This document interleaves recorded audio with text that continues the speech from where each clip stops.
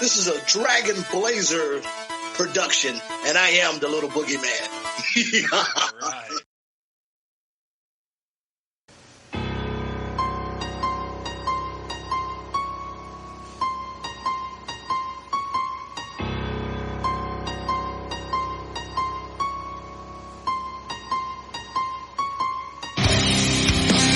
Coming down the aisle, your podcast tag team champions of the world, Boomer and Blaze.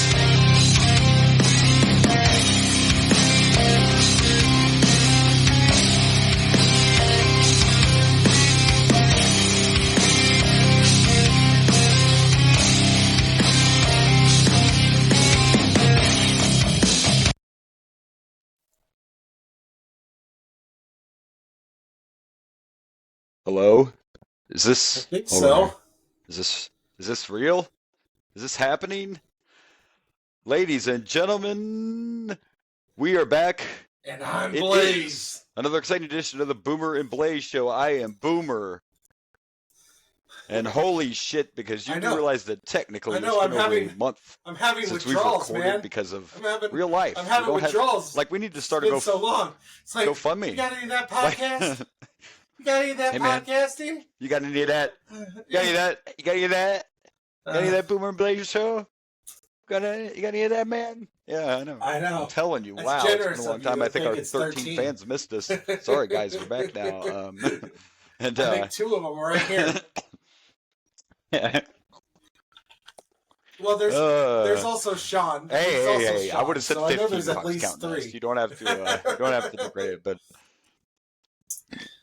so hey, that's right. So I know he just- actually thanked. there we go. He thanked John's me the becoming other our day famous for, fan. I let him know that shouting too. him just out so you because knew, we like, shouted becoming him out on the podcast. Yeah. Did he making him famous? Yeah. We did, yeah, we did, because he's like our one have a true couple. diehard fan that we know. So we just. Would you also like a shout out? Give us those 5 stars. Give us those 5 Yeah, stars. absolutely, We do. absolutely. I'm just trying to be, humor. I'm trying to get back in here. It's been a while.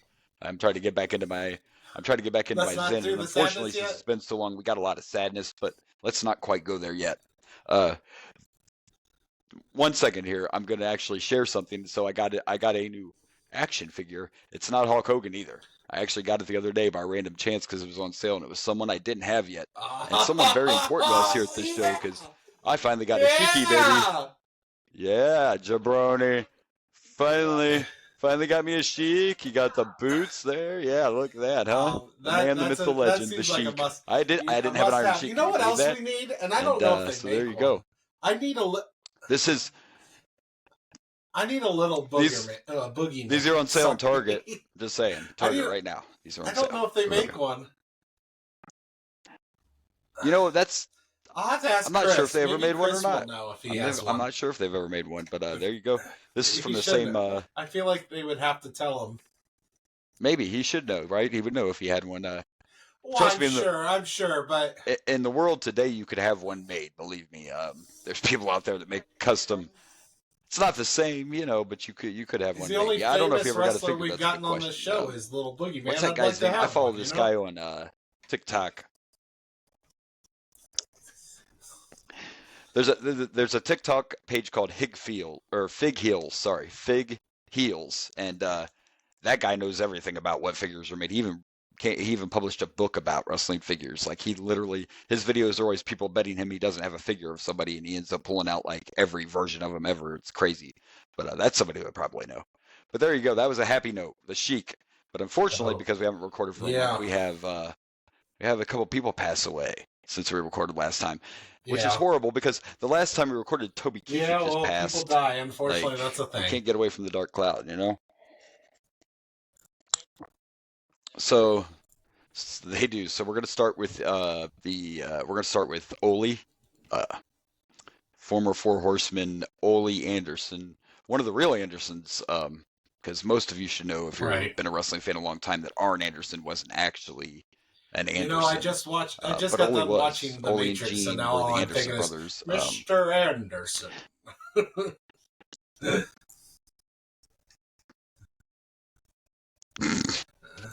But see, when you say that, what I think is, I've never actually heard him say that, because I'm used to him saying, that's what I think. Mr. Anyway. Kennedy. Well, Kennedy. Yeah, because you didn't watch TNA, so yeah, you didn't see him in TNA, but Kennedy. So yeah, there we go. We lost Ole, and what's crazy about this is. And we talked about this because we just started diving into WCW, so we've actually seen some of Ole. I never saw Ole wrestle growing up because when I got into wrestling, Ole was he was there and he was like a horseman, but he wasn't physical anymore. He didn't get in the ring, so I've never seen a lot of Ole wrestle. But I'll tell you what, he was definitely believable. Just like Arn. As a kid, I liked Arn Anderson. Arn Anderson did not look like Hulk Hogan. Arn Anderson was not a flashy character, but I believed when Arn Anderson came out, somebody was going to get a spine buster. Somebody was getting fucked up. Like I believed him. And sometimes that's what you need when you're a wrestler, is the believability. So I think Arn had that, or Ole had that. And Ole was behind a lot of the creative at WCW. He worked behind the scenes for a long time after he retired. So he was part of the creative as well. So he had a very long career. I really don't know much else to say because, like I said, as far as his wrestling career, I don't know a ton about it. But we're getting there. We're seeing some of it now. In case you guys don't know, we'll be doing next week we will be back to WCW because we're on a big non-Starcade episode, right? It's our first non-Starcade. We're finally starting to get into new ones, and that also means we're going to get to start seeing these instead of seeing them a year apart. We're going to get to start seeing them pop up, and we'll get to see these storylines develop a little bit more. Kind of like how we do with the WWF pay-per-views, where we get to see... Yeah, exactly. Now that we're getting the multiple... Yeah. And a lot of good stuff coming too. Like the NWO, I can't wait. I wish we had more time in our lives, because if we could, I wouldn't just... When we got to the NWO, I wouldn't just do the pay-per-views. I would do the Nitros. Because that whole NWO run is just... And speaking of that, the next person we lost was, maybe people don't remember it, but the next person we lost was a member of the NWO at one time, but we lost Michael Jones, a.k.a. Virgil, passed away. And I don't know how much you watched the NWO, but he was part of the NWO. What? I do think I remember that. He was the NWO. He was head of security. Yeah, I don't believe he was ever actually in a match in WCW. He got physical several times, but I don't think he was ever in an actual match. The story Eric Bischoff tells is it was kind of a why not, because he had, Virgil was popular. Virgil didn't have much of a wrestling career in WWF either, but Virgil was popular. People knew who he was. So Eric Bischoff hired him because he figured why not? He's somebody who's recognizable. He was a lot younger than Ole. There you go. Former NWO member, former $1 million champion. Just looking at the years, he was 1962. Ole it said he was born in 1942, so he's like 20 years older. Yeah. Virgil, I would have to, I'd have to look it up, and I should have done that. But anyway, he had some health issues, so Virgil's was kind of, he wasn't as old as Ole, but there were some health factors in there for him. So yeah, there you go. And Virgil was still to this, even up to the time he passed, he was still, going out to Comic-Cons and all that and signing autographs. So. And of course, he would always say he was Virgil when he made appearances. But the crazy part, or maybe not the crazy part, is he always had an NWO shirt on. Well, you know what I mean? Like, his biggest, most famous. He was Virgil, but he would always wear that NWO shirt. Because why wouldn't you? $1 Million Man bodyguard. Those were his biggest. So. Yeah. Well, yeah, because the NWO was like people that didn't get to live through it. That was a pulp culture. It's the same thing with Kevin Nash and Scott Hall. Scott Hall wasn't going to Comic-Cons as Razor Ramon. You know what I mean? Kevin Nash wasn't going as Diesel. They were going as their NWO selves because, same with Scott Steiner to this day. He's still Big Papa Pump. He's still NWO. So it really is for life. You know what I'm saying? That's why I didn't join. That's why you didn't join the NWO? Okay, yeah. I don't That's the only reason? The only reason? Okay. That's why I didn't join the NWO. I'm like, that's it. That was really. I would love to team up with Hulk Hogan, but I'm like, brother, doesn't work for me, brother. Sorry, not for life. No, doesn't work for me. Yes, I was offered. I had to kindly pass. That's yeah. whatever. I'm trying to have a little fun in all the sadness. That's all. All right, so our next one would be Richard Lewis, which, I mean, I remember him, but I can't even have no idea. I feel horrible. I can't even think of something I remember him from. See, this is why I should be more prepared. But to be honest, we haven't recorded for like 8 years, and I wasn't sure if it was happening or not. So I just tried to. Let me look him up real quick because I've seen him. Maybe it was just stand-up or commercials I remember him from, but he is an actor. But I just off the top of my head, I can't think of anything. Oh, I remember him from. I never saw his stand-up, so because he's a stand-up, and I remember him doing stand-up. So that's where we should both remember him from. Though he was in Robin Hood Men in Tights. I love that movie. Don't get me wrong. We're men in tights, tights. But yeah, Men in Tights. He was also on, but he doesn't have a lot of acting. He was also in Curb Your Enthusiasm. I've never watched that show, but there you go. Men in Tights. But I remember his stand-up. That's where I primarily remember him from. Excuse me, but I hear a noise. Is Jade Cargill in your studio? Because I hear thunder. And if she is, why wasn't I invited? No. Because I hear a storm It's coming. literally storming here, but nice tries. I know. I was just, I'm just having a little fun. All right, the last one. This one just happened a couple days ago. This last one we got.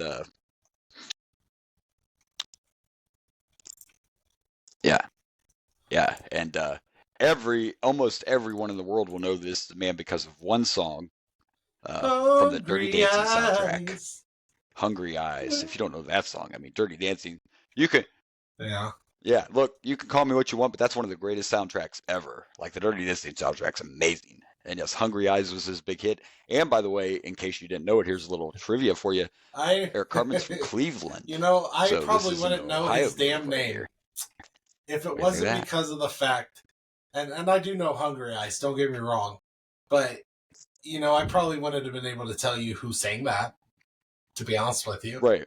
But I know that name. I know his name because when I go to karaoke, sometimes I sing Eric Cartman songs, from South Park. And if you're searching for Eric Cartman, guess who comes up first? Eric Cartman. So Eric Cartman. So look, so why don't you go to karaoke and try to sing "Hungry Eyes" as Cartman? That's what we should. Hungry Eyes. I don't know the words. I just know "Hungry Eyes." You took me by surprise. You don't know the words? Don't make me sing this whole song because I'm not that good of a singer. Maybe I'll give it a shot. Yeah, maybe. We'll see. I haven't sang Cartman in a while, actually. Right. It would be entertaining. Look, if you're singing as Cartman, I don't think it has to be perfect, right? As long as they hear "Hungry Eyes," the rest of it doesn't have to be perfect. It'd be like singing it as Kenny. I do sometimes. I like singing Eric Cartman. I like to sing his "Come Sail Away" song. I'm sailing away. I sing the Cartman. Dude, every time that song comes on, that's the Cartman version. What I hear. Sing that more than the original. I can't hear anyone else. Yeah, I can't. Nothing else. I can't hear anything else. So, anyways, that's why I know who Eric Cartman is because he's right next to Eric Cartman when I'm looking up for Eric Cartman songs. Well, there you go. I think I for real know his name because, when I was young and MTV actually showed music. I watched so many music videos, and I would always pay attention to the artist and the name of the record in case I wanted, because kids, we couldn't just go on the internet and be like, oh, I want this song. We had to buy this shit. To mention, or record it off the top 40 with our tape deck. So I would pay attention to names of artists and to just like Google part of the lyrics to find out what the song or the artist was called, which I've done many times in my current life. I was like, I know this lyric and I can get to it by that one lyric. Look. Right, and don't get us wrong, because trust me, I love it. Like, especially like when we do this. I mean, in life in general, when we do this, Google and all that's great, but we didn't have that. That was not something we could do. So I paid attention in case I wanted to buy it or I wanted to record it off, and we would really do this. We would normally listen to the top 40. To the guy who voiced Scooby-Doo. Put your cassette in there so you could record those songs you wanted, you know. And now we're playing Casey the Kasem. top 40. Casey Kasem. Yeah. They still play. Yeah. They still play. It creeps me out because there's a station here in Columbus that like plays old episodes. He's not off the air. Yeah. He's still like there. Yeah. Yeah, it's insane. No, it's still on the air. Still there. All right, well, since we're going to move on now, and since we've been gone so long, the first thing we're going to start with, don't laugh at us, audience, is the Super Bowl. And that did happen. That happened. The last time we recorded the Super Bowl hadn't been played yet. Chiefs won. That's happening right now. So yes, it happened again. He's won 2 in a row on that 3-peat. Oh yeah, he's won 3 in general, but he's only won 2 in a row. We're trying to keep that from happening. First of all, before I dive into what happened here, let me just say real quick that what I love, though, is you can watch any show you want on ESPN, and when they start talking about it, more than one person will say things like, this only happened because Burrow was hurt. This only, like, there's still people saying Burrow's better than Mahomes. I just love to hear that on ESPN. That's a side note. But what happened in the Super Bowl, though, happens all the time with Kansas City, and it's because I think Patrick Mahomes is sick in the head, and he likes to be behind. Because what happens that whole time while you are beating them is he's studying every single thing that you do. And then this motherfucker goes in the locker room at halftime and somehow, like Terminator, just all that information and tells the guys, don't worry. And then he comes out and game over. And it happened during the season. These guys weren't that good this year, but every time they were down, what happened? Come back, because Patrick Mahomes studies everything during the game. And then he uses all that against you. He don't worry about the coaches. He studies that. Like, the man he's unreal, whether you like the Chiefs or not. And by the way, we hate on them. But you know what? If the Bengals ever win 3 in a row or 4 in a row or 5 in a row, we'd love it. It's not our team, so we hate. That's just the way it is. But that's what you saw in that game. San Francisco thought they had him and blah, blah, blah. And then Kansas City came out in that second half and game over. Like, Mahomes is just unnatural. I will say that I like the Chiefs. Like, he's the new Tom Brady. Mahomes he's the new Patriots. Better than I do. I hated Tom Brady and the Patriots. Oh yeah, I did too, and I actually watch. I'm not a huge fan. I'm not a big hater either, though, because I like to watch Patrick. Some of the stuff Patrick does is just insane. Like, this motherfucker's out there throwing the ball like he's a pitcher. You know what I mean? So I enjoy. Yeah. And I'm not saying Tom Brady wasn't good, but they're not the same quarterback. Patrick Mahomes and Tom Brady. Tom Brady was more of a one thing that traditional helps with, quarterback, really. Patrick Mahomes not that he wasn't good, the he was Chiefs is I love Travis Kelce. I listen to his podcast sometimes. He's awesome. Oh yeah, you gotta love the Kelces. Yeah, you got to. And by the way, their podcast won an award for podcast of the year. So it is good. It's so entertaining. Those two are great, and of course, I heard on the podcast his brother decided to retire. So congratulations to him on a great career. Saquon Barkley. He's like, "Geez, why the hell did I? I retired too soon. Shit. Why did you guys let me know? Shit." We're hey, if you didn't sign the papers yet, you're okay. If you didn't sign the paperwork yet, but right. You know what? He's still kind of young and he could probably still play, but good for him. I like that. You know what? These NFL guys that are retired younger, it's smart. You know what I mean? Like, enjoy it. Now it's time to enjoy your life. You've played plenty of years. You've got a ton of money. Go live your life. Go have some fun. And I'm sure he'll still be around, and he'll probably end up on ESPN or one of those, I would imagine. I imagine he'll be broadcasting or having a show or being on a show. That's what I could see. Sure. They're both very entertaining. I like those guys. So, for sure. All right, and we're gonna quick cover the commercials. And I didn't send a bunch of pictures. I didn't do a ton of them, but we'll mention some of the great ones. We have to talk about Stone Cold's because we're a wrestling podcast. The picture I sent you was actually before the commercial came out. Stone Cold posted this on Twitter. But it was a Kawasaki commercial, and we got literally looks Stone Cold with a mullet. But, whatever. Baby.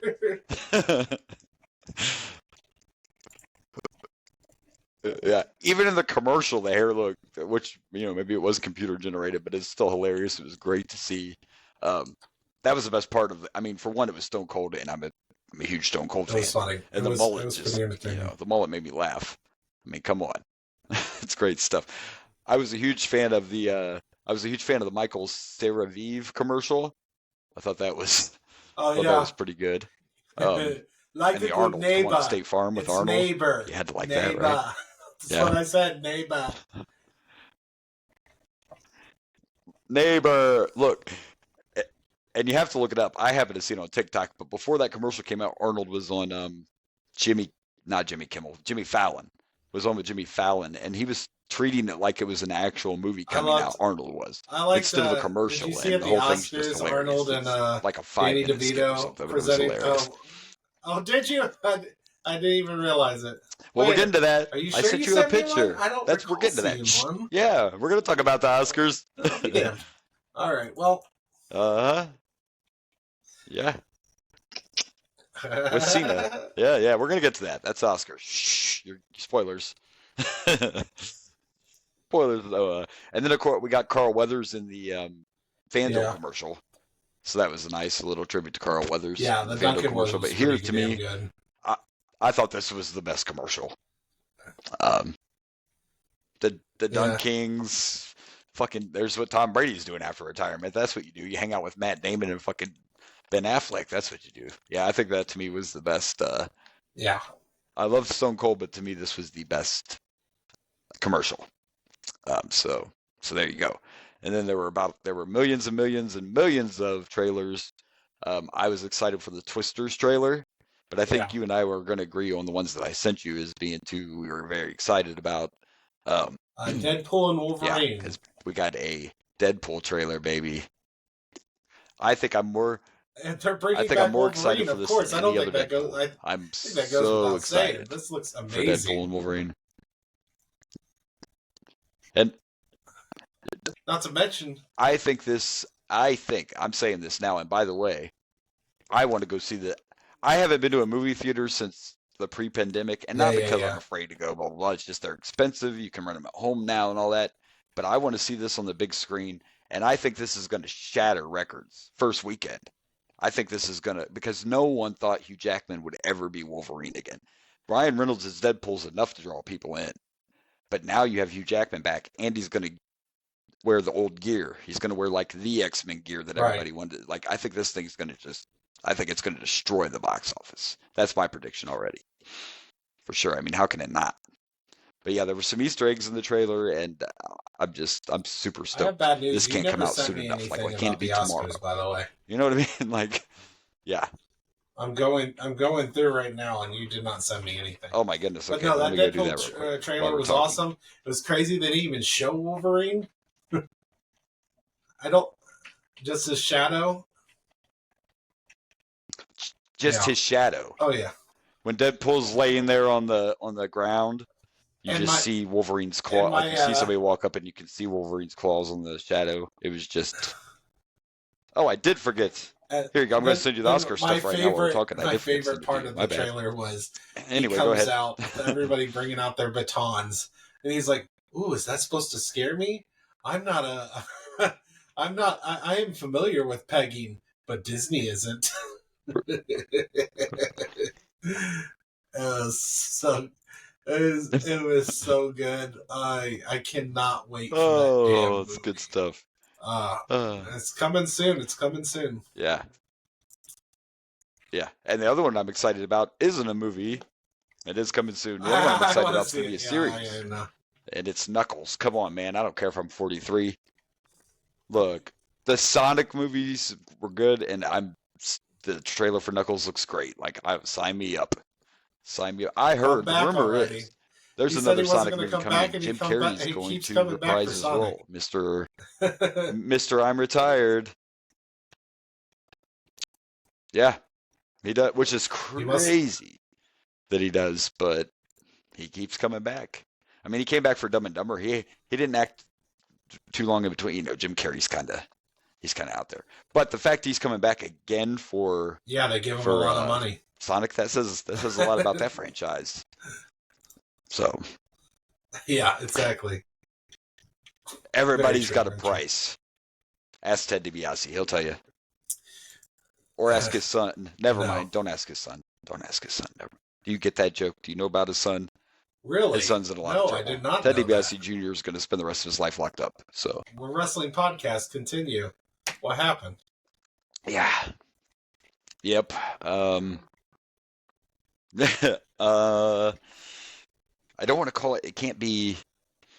I don't remember if he was in real estate or something to that, but basically he stole people's money, but it's not embezzlement because it wasn't through a business. Oh, okay. It wasn't. Let me look it up. Let me look up his charges. Oh, wow. But he took money from people in not a good way. Yeah, so right, that's why I made that joke. Do you want to do the Oscar stuff next, or? It's, okay. Yeah. Hold on, I got my list. We are going to go to. Oh, we got to talk about one more thing real quick before we go to the Oscar stuff. What did you think of the halftime show? By the way, okay, so it's nothing. The charge is fraud. I mean, it's He's still being charged it's with shitty, fraud. but well, he received. Well, you got to listen to all of it though. See, he received millions in state aid intended for needy families. Okay, but he used it to buy houses and cars and boats. So. And it is there's a federal lot of charge. New pregnant people. Oh, so anyway, the halftime show. Let's talk about it. 30s, 40s. I mean, Usher, he just got all the people in the audience pregnant. It was not bad. I forgot how many good songs Usher has. I mean, yeah, but that's true. But maybe I'm a hater, and I love Usher, but it wasn't quite. He sung the more modern stuff and a lot of slow stuff, but that's probably to get the panties wet. But like I wanted to hear My Way. I wanted to hear all the stuff off that first album. He teased that stuff, but he did none of those songs. Most of it was just shit off Confessions. Like, I don't know. You waited 20 years to do a Super Bowl. You should spread out your career a little more instead of like. In my opinion, I love the Alicia Keys thing. I never was like a huge Usher fan, but I know a lot of his songs, so it's like, oh, I remember that song. So it's not like I was right. So for you, I wasn't going into the Super Bowl like, man, he got to sing this one, he's got to sing this one. I was like, oh, I remember that one. Oh, I remember that one too. Yeah. But. Oh, absolutely. I love the Alicia Keys spot and ending it with I was like the only way you could end it. Like you had to do everybody expected that shit. Outcast, right? Outcast? Or who was it? Who showed up? Ludacris. That's right. That's the one. No, Luda was there. Luda, John. Because Little John. I do Luda like and Little Ludacris. John. Yep. Yeah. Yeah. Okay, fair enough. LA Knight likes Little John. So it was cool seeing Ludacris. Yeah. So. It was cool. And he had the big old. Somebody posted and said, this Ludacris looked like this at the halftime show, and it was that picture of Scooby-Doo from when he has the afro and the glasses. And I was like, oh, great. Now I can't unsee that. Neither can you now. Yeah. Yep. All right. Yeah. We're trying to not have a 30-hour intro, folks. We're trying, but it's been a long time. But we'll get ready and we'll move on to the Oscars. I didn't either. Only two things. There's just two more. I didn't watch the Oscars, but I see stuff on social media. And the moment you were talking about, though, a lot of people are saying is one of the greatest Oscar moments ever. And that's when Arnold and Danny DeVito were presenting an award, and then they both talked about what Batman did to them, and they, of course, pointed out the fact Batman was in the audience, Michael Keaton.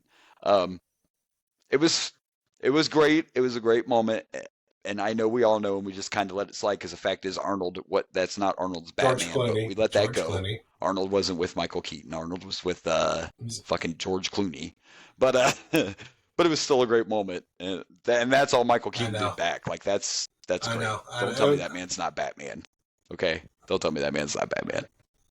And John Cena, John Cena had a moment too, and I was starting to believe that John Cena is like Will Ferrell. Like, Just give me a reason to take my fucking clothes off. I didn't. I haven't watched this moment, but I've seen memes about this moment.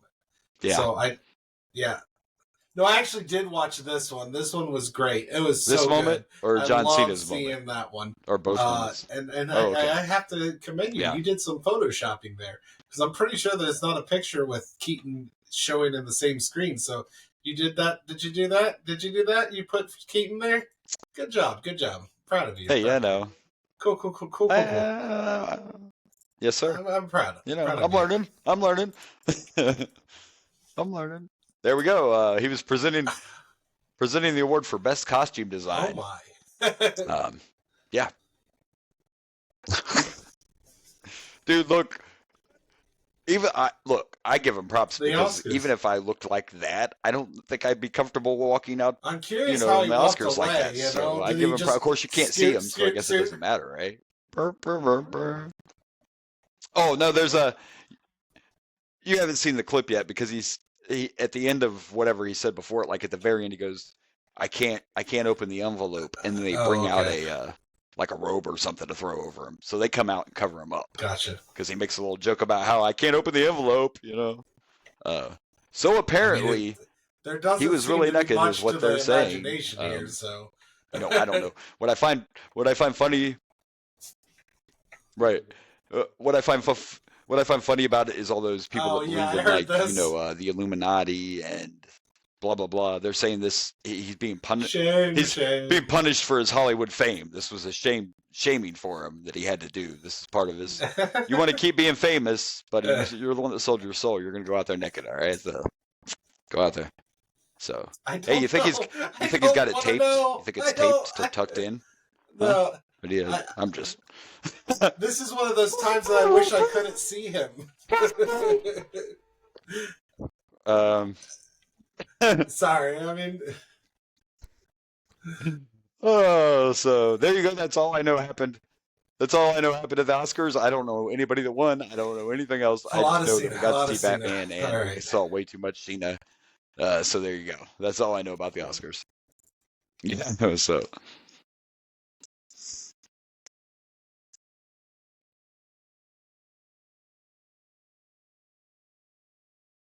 All right, so besides the Super Bowl, and we're going to talk a little bit of NFL, even though, man, free agency is nuts, and we're not even going to try to cover all of that. First, I actually want to bring up one of our personal favorites, A.J. McCarron. This happened a couple weeks ago, but the Bengals actually granted A.J. his release so that he could go back to the Battlehawks. Probably was move planned by both before, the organization and by A.J. When he was signed, they probably said that they would do that. Part of me, right? I think part of me thinks that he probably went there just in case. Because look, this is going to be a story. I know they changed it to the UFL, but we've had this talk before. The XFL never had a second season in any of the iterations. So I think part of the reason he went to Cincy was like just in case there's no, because it's not like these guys are making enough money in the XFL they don't have to have another job. So I mean, if you can sign an NFL contract with the understanding that I'm going to go back, then why wouldn't? In fairness, they otherwise probably make enough money where they could live on you got to have a job, like a normal job, if they don't get like Hollywood style mansions and shit.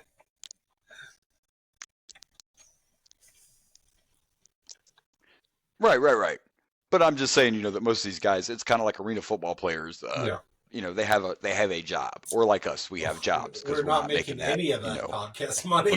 We're not making that Kevin Smith podcast money. So,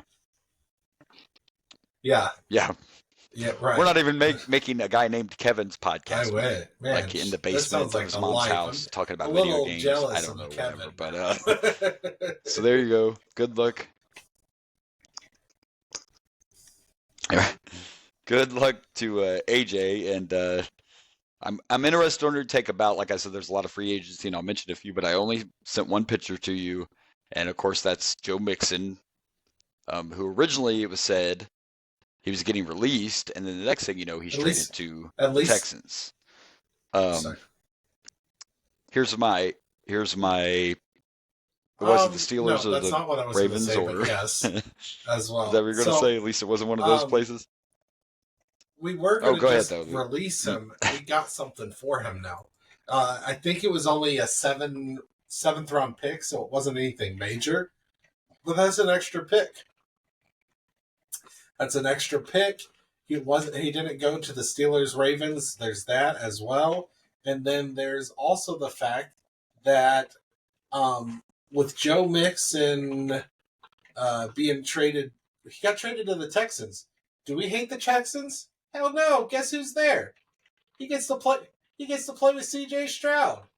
You know, this is just going to make me root for the Texans a little more. Because I don't hate Mixon. Well, right. And what gets me though is there's all these Bengals fans that are just like hating on the team. And look, I like Joe Mixon, but our team's not going to end because we don't have Joe Mixon. I'm sorry. Oh yeah, but that's just or Joe. If this was Jamar leaving, I'd be upset. Have you?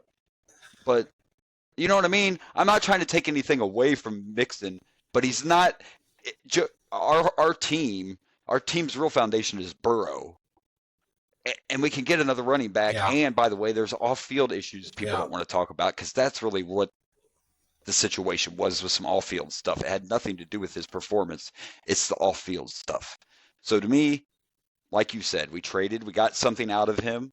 We didn't trade him to one of our rivals, and everybody wins in the end. Like, it's not a big deal. He's replaceable.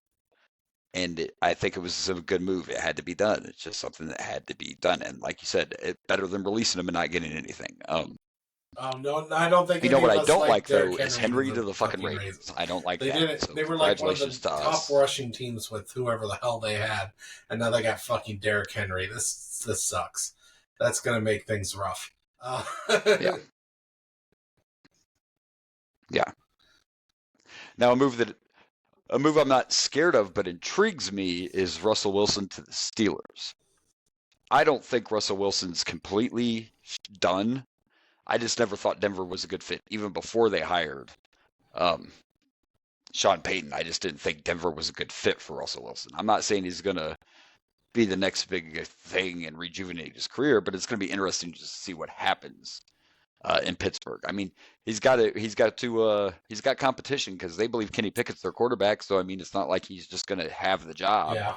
So, I imagine he's going to start. Did you see these rumors that I guess Tyler Eifert and Jamar Chase has been kind of firing about Jamar Chase hinting at the idea of getting Justin Jefferson to come to us?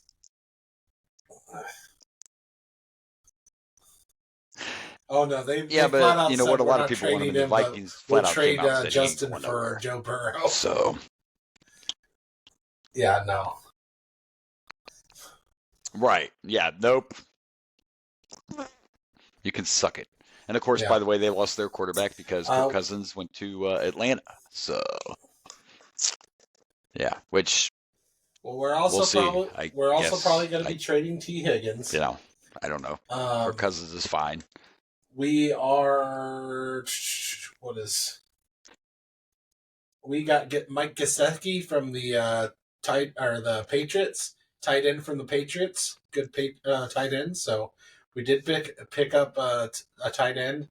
We got a safety from the Ravens. I guess Jamar or Lamar Jackson said that he's dead to us now because he came dead to us. I think it was more of a joke, and I would say the same. Calm down. If I was in their position, I hate when a player goes to a rival. You know, I like it when. I would have replied with something like, I would have replied with something like "See you in Baltimore." Wink, wink, or something like that. What I'd like to see is us trade T. Higgins twice for some at least. Good draft picks, and maybe somehow trade up. You know who I'd like to see in Cincinnati? This young kid named Marvin Harrison Jr. Nope, I don't. How amazing would that be? Well, yeah. Marvin I don't Harrison see any Jr. scenario. and Jamar Chase next to each other. The only way I mean, well, it would be, but the only way I see that happen is if we move up to 2, and I don't think that's going to happen. Like, I think Marvin's going in the first 5 picks. Probably second. First, the Bears are going to take Caleb Williams. Caleb Williams isn't going to like it, but the Bears are going to take Caleb Williams. So, Marvin's going to go quick. But that would be amazing. I'd love him to be a Bengal. Would love it. When is our first pick? I don't even know what number's our first pick. Do you know? 12. So that puts us at top 20 somewhere. Probably 17. I think we're like 17. We could trade that 17. Okay, so trade that 7th round pick we got for Mixon. 16, 17. Trade whatever we get for T. Higgins. Do you think it might be worth it to do that? Trade up for fucking Marvin Harrison? That would be awesome. Yeah. Look.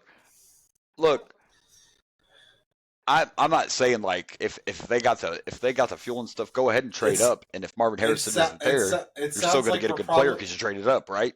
That's the worst that's going to happen. So I mean, I would love to have Marvin. It sounds like we might be getting rid of. We might be losing Boyd too. Combination. Are you kidding me? We're gonna need to get ourselves a wide receiver in the draft. There's no doubt about it. Yeah, but. Absolutely.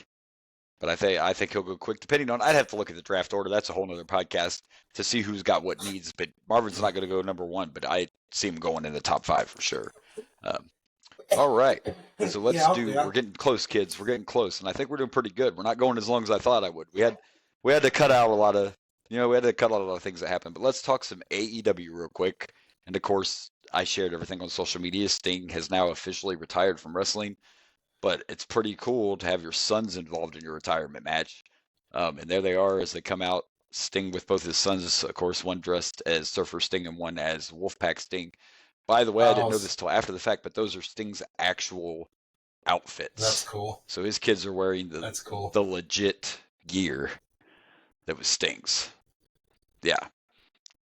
And there was and I didn't get to watch it. Unfortunately, I haven't been watching as much wrestling, as I'd like to anyway, but the card for this pay-per-view, like knowing this was Sting's last match, I really wanted to see it, but there wasn't enough on that show to make me want to buy it. Like, it's a lot different without a network. I've bought AEW pay-per-views before, but I wasn't going to pay $50 basically so I could watch Sting's last match because there just was nothing else on the card that, Unfortunately, some of their featured people right now are the ones I don't like, like Moxley, Eddie Kingston, and their world champion Samoa Joe. So it's like, oh great, every fucking guy I don't like's on top. No AEW for me. But anyway, it was Sting's last match. I saw some highlights though, and there was a little bit of an uproar about there were 2 glass spots. Sting got put through glass, but it happened in the ring. Darby went through glass, and they had this glass set up outside the ring like a table, and he was supposed to be hitting Nick or Matt Jackson, but of course they moved him out of the way, and Darby hit this glass. That glass went everywhere. It actually hit a woman in the front row. It didn't get like her eye, but a person in the front row got. Now, first of all, my thinking is, like, I get it in wrestling shape, blah, blah. Shouldn't you be using sugar glass so no one gets hurt? Like, that would be my thought if you're going to do it that close. But I looked it up to make sure it was legit, and people had to sign waivers that were in the first few rows in that area when they came into their seats, because it said on there are some dangerous spots in the main event, so if you choose to sit here, you may get injured, blah blah blah blah. But I just think sometimes, like, and if Sting one of those spots, that's great, but we know enough that you can do it a little bit safer.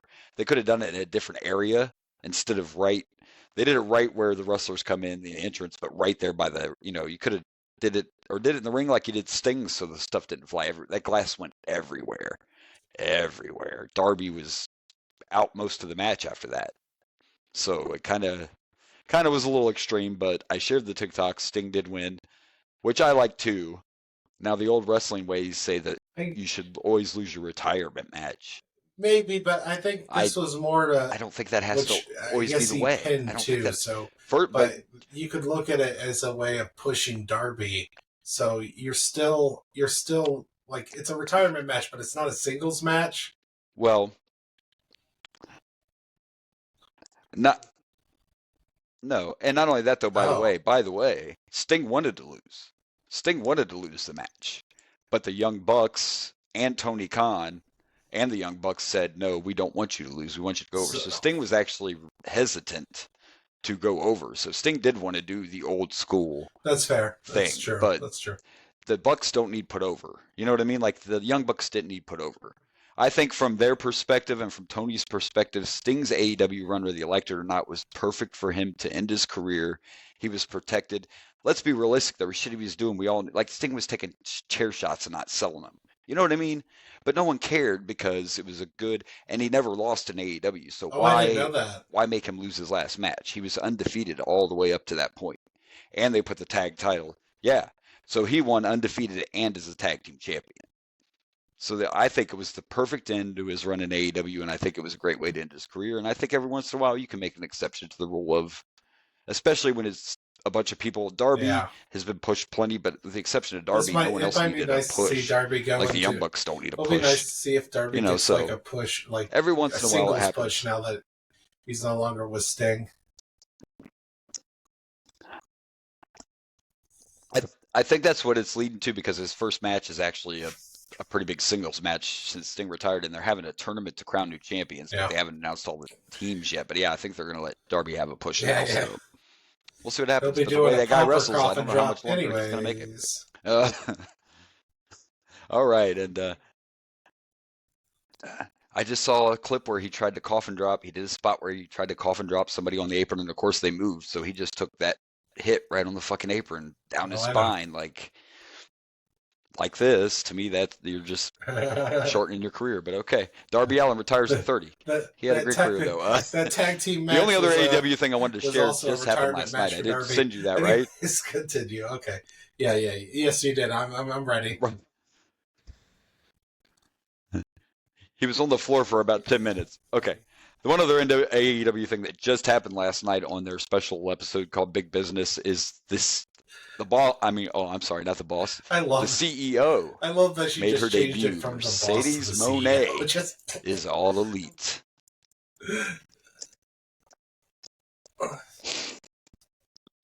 Yeah. Yep. And that's fine. But look, you know what's crazy is somebody was already asking her in an interview before this happened if she would consider going back. She's basically already saying, hell yeah, I'm going to go back to WWE, but I already signed this contract. Is kind of what she already said. So we'll see how her run goes. I watched a clip of it because I haven't recorded it. I haven't watched Dynamite. So I went ahead and watched a clip. And it was some guy on TikTok watching it, and giving his reaction. And he's like, oh, listen to the crowd. Like, I love Sasha Banks. Don't get me wrong. I love Sasha Banks. She's talented. She's beautiful. But the crowd, they were in Boston. She's from fucking Boston. Like, the crowd popped. She got that Hulk Hogan pop because they were in her hometown. So let's calm down. Because as much as I love it, I've seen it already. Like, Adam Copeland got a huge pop when he came in. It's kind of AEW. I like AEW, but AEW tends to just, it's like, here they are, and then they're still here. And you know what I mean? Like, so we'll see where it goes. But I'm just saying, like, of course it was a huge pop, and of course everybody, because she's new and they were in her hometown. We're just going to see how it goes. Like, I was so, like, when AEW first started, I wouldn't miss an episode. And then and I'm not saying it's boring or it's bad or blah, blah, blah, but I'm just saying, like, we'll see what happens. We'll see if she's the big star. I'll tell you one thing wrong with AEW right now is there's no MJF. My favorites in AEW was MJF and the freshly squeezed Orange Cassidy. It really hurts it.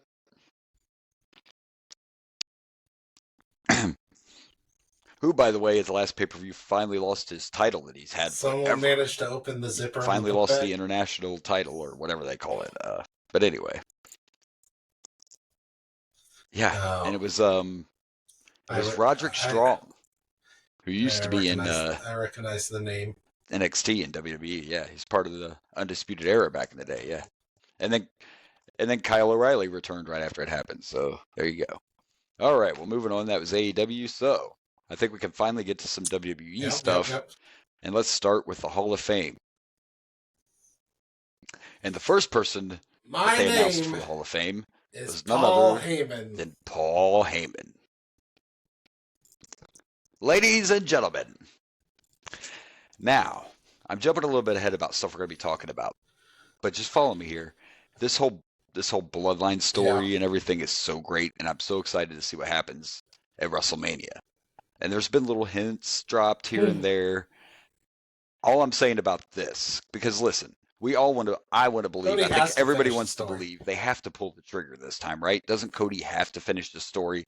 Like if Cody loses again, is any of us going to give a fuck about Cody's story anymore? So there's some little hints. Like if you've been watching promos with The Rock, when the Bloodline do this, The Rock puts his hand up like this. Just these little subtle. This is subtle too. 99% of the time, active people don't get inducted into the Hall of Fame. I feel like when Roman loses, that Paul and Roman both are going to leave TV for a while. Yeah. So I think this might be another hint that Cody's going to win. And maybe I'm digging too deep into that. I'm just saying most of the time active people usually do not get inducted into the Hall of Fame, which doesn't mean Paul Heyman's retiring. I'm just saying that maybe that's a hint of the one that shocked me is we still haven't heard anything about Bray, and I heard all these rumors that Bray was going to be the headliner for the Hall of Fame, but I don't know. It may not happen this year. The list right now, and I'm going to read it in a minute, but I'd say right now that Paul's the headliner of this class, in my opinion, right now. So far we have Bull Nakano has been announced. Thunderbolt Patterson, that's one going way back. I know the name, but I don't know a lot about Thunderbolt. And then the other one's U.S. Express, and that one to me is like, and I get it. This is all just opinion. By the way, this is the first Hall of Fame with no Vince McMahon involved at all. So this is Triple H's Hall of Fame. Also, first WrestleMania. This is actually legit the first WrestleMania with no Vince McMahon involved. But anyway, the U.S. Express was Barry Windham and Mike Rotunda, and they both had great careers. But this, to me, it's like I don't know. I don't think they're a Hall of Fame tag team. When they showed Triple H calling them, he basically what he told them was part of it was they were on the card at the first WrestleMania, so they were part of that hit. Okay. Yeah. But I don't even remember I don't even remember the U.S. Express wrestled at WrestleMania 1. I barely remember them as a tag team, but whatever. It's actually going to make Barry Windham a two-time Hall of Famer because he went in with the Four Horsemen. Barry Windham going in again. Barry's going to have 2 rings. Barry Windham, so yeah. Well, and Mike Rotunda too. Mike Rotunda had a great career, and I know people are going to hate me, but for me, and it's probably because when I grew up, like IRS was probably the best part of his career, and I actually hated IRS, but I dug it, But I know he was around. He was around way before that, so he gets to go in. And Barry deserves. I loved Barry Windham. Yeah. I just thought them going into Zeus Express was a little bit of a weird choice, and then we have our celebrity, who technically is also an athlete, and I figured he would have already been in there. I'm surprised he wasn't, but Muhammad Ali. I don't Muhammad remember. Ali is going to go into the So was Hall he of at a Fame. WrestleMania? Not only that, we haven't got he to is yet? WrestleMania. Was he? Was Ali at one? No, he was at WrestleMania 1. I'm pretty sure it was 1. Was he just? He didn't wrestle or anything. I'm pretty sure it was 1. Maybe it was 2. Maybe I need to look it up. Oh, pretty sure okay. He was a guest enforcer, I think. There. Haven't watched WrestleMania 1 in a while, so.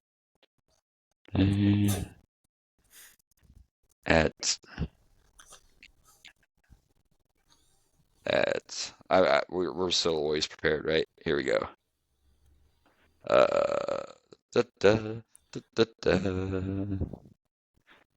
Yeah, the very first WrestleMania, he was in the main event. He was the special guest referee in the main event between Mr. T and Piper and Hogan and Orndorff. Yeah, I'll be Muhammad damned. Ali was the special guest referee. So there you go. Not only is he going in the Hall of Fame, he is a playable character on 2K 2024. In case you want to have Muhammad Ali wrestle Seth Rollins, I don't know, but he's on the game. I remember one of the 2Ks had the Terminator on it, so we can't argue that Muhammad Ali's on this one. You know what I mean? Like, you get some. Pat McAfee's also a playable character on 24. Not that I have it yet, but I'm just sharing. So there you go. Well, all right. That's our Hall of Fame announcements so far. There could be more. I don't know how many more they plan on announcing, but we'll find out. And now we're just going to kind of do our quick, fast review of the last month of wrestling, right? Because that's how we do it. We got to talk. We haven't recorded in a while. Just real quick, we have to mention how good the press conference was. That's how long it's been. And the slap. Because The Rock bitch slapped Cody.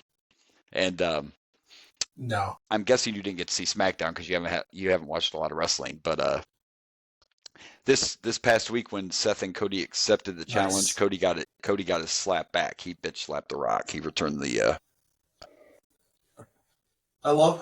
He returned the favor, but I thought that press conference was done really well.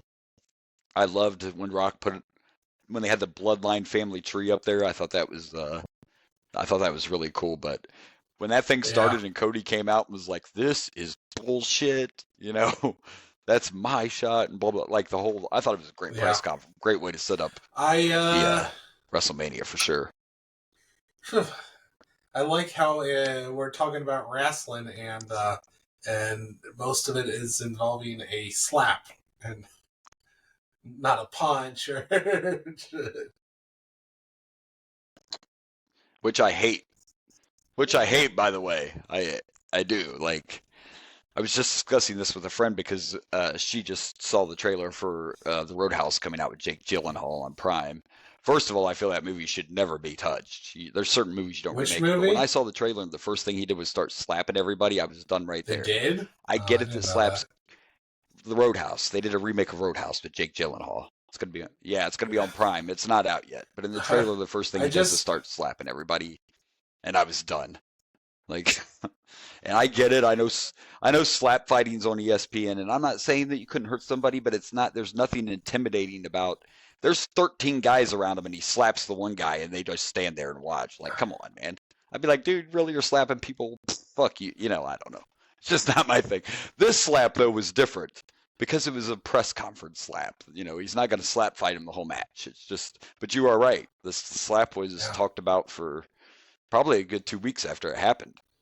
They kept talking about the slap, but it was it felt real. You know what I mean? Like, it was, and that's another thing. The promos that have been going on, like if Cody doesn't win, it's just Cody's going to be, I mean, I still worry about what happens when Cody does win because it's always harder to be the babyface champion than chase the title. But I'm even more worried about what happened if they don't pull the trigger. I feel I could be wrong, but I feel The Rock's going to cost Roman the belt, or at least he may not interfere himself, but I think he'll keep Solo from cheating, keep the interfere. I think The Rock's going to be involved in Cody winning, and then we're going to get to see that Rock and Roman feud. I could be wrong. I don't know. I don't know where it's going. Some people think Cody might face The Rock at SummerSlam, which we're going to get to that in a minute too, because there's big news about that. About that. We're going to go next. But if we're going to share, let's share the WrestleMania card that I sent you. The only thing, like, this is such a great, I'm not complaining about this Bloodline story and all that, but I feel bad for everybody else on the card, especially now that they added this tag team match. So on night one, we are going to get right off the bat, Rock and Roman versus Seth and Cody. That was a rumor. And if Roman and Rock win, then Cody and Roman's match is Bloodline Rules or whatever the hell they call it, which basically means anything goes. So there is a stipulation. It's basically about, and if Seth and Cody win, then everyone's barred, no one's allowed to interfere, blah, blah, blah. So there is a stipulation. What I feel bad about, though, is all the focus is on Rock and Cody. And now you pull Seth into it, so no one's talking about the guy who won the Chamber. Like, no one's talking about Drew, who has the world title shot. Yeah. Bayley's getting no kind of attention, who also won at Chamber. Bayley won at Royal It's a Rumble, great story, but unfortunately, it's taking everything away. From. Now, don't get me wrong, Drew's. Oh, sorry, Royal Rumble. My bad. Becky won at Chamber. We missed Chamber, but anyway, and Sammy just won. And you're probably a little sad. So they had the gauntlet match, and I think a lot of people were pulling for Gable. And I don't hate Gable, but when I looked at the 6 guys that were in that match to see who was going to face Gunther, I'm like, it has to be Sammy. And and that's not a knock on Gable, but Gable's been doing that, kind of comedy act with Otis and all that, and I just don't think this is WrestleMania 40. Everything I read said it was going to be Braun. Yeah. So I'm surprised it's not Braun. Originally it was going to be Brock, but we know Brock's kind of not around. So anyway, I thought Sammy had to be the choice to get this. I would not hate title if shot. Sammy was able. We're going to get Sammy and Gunther.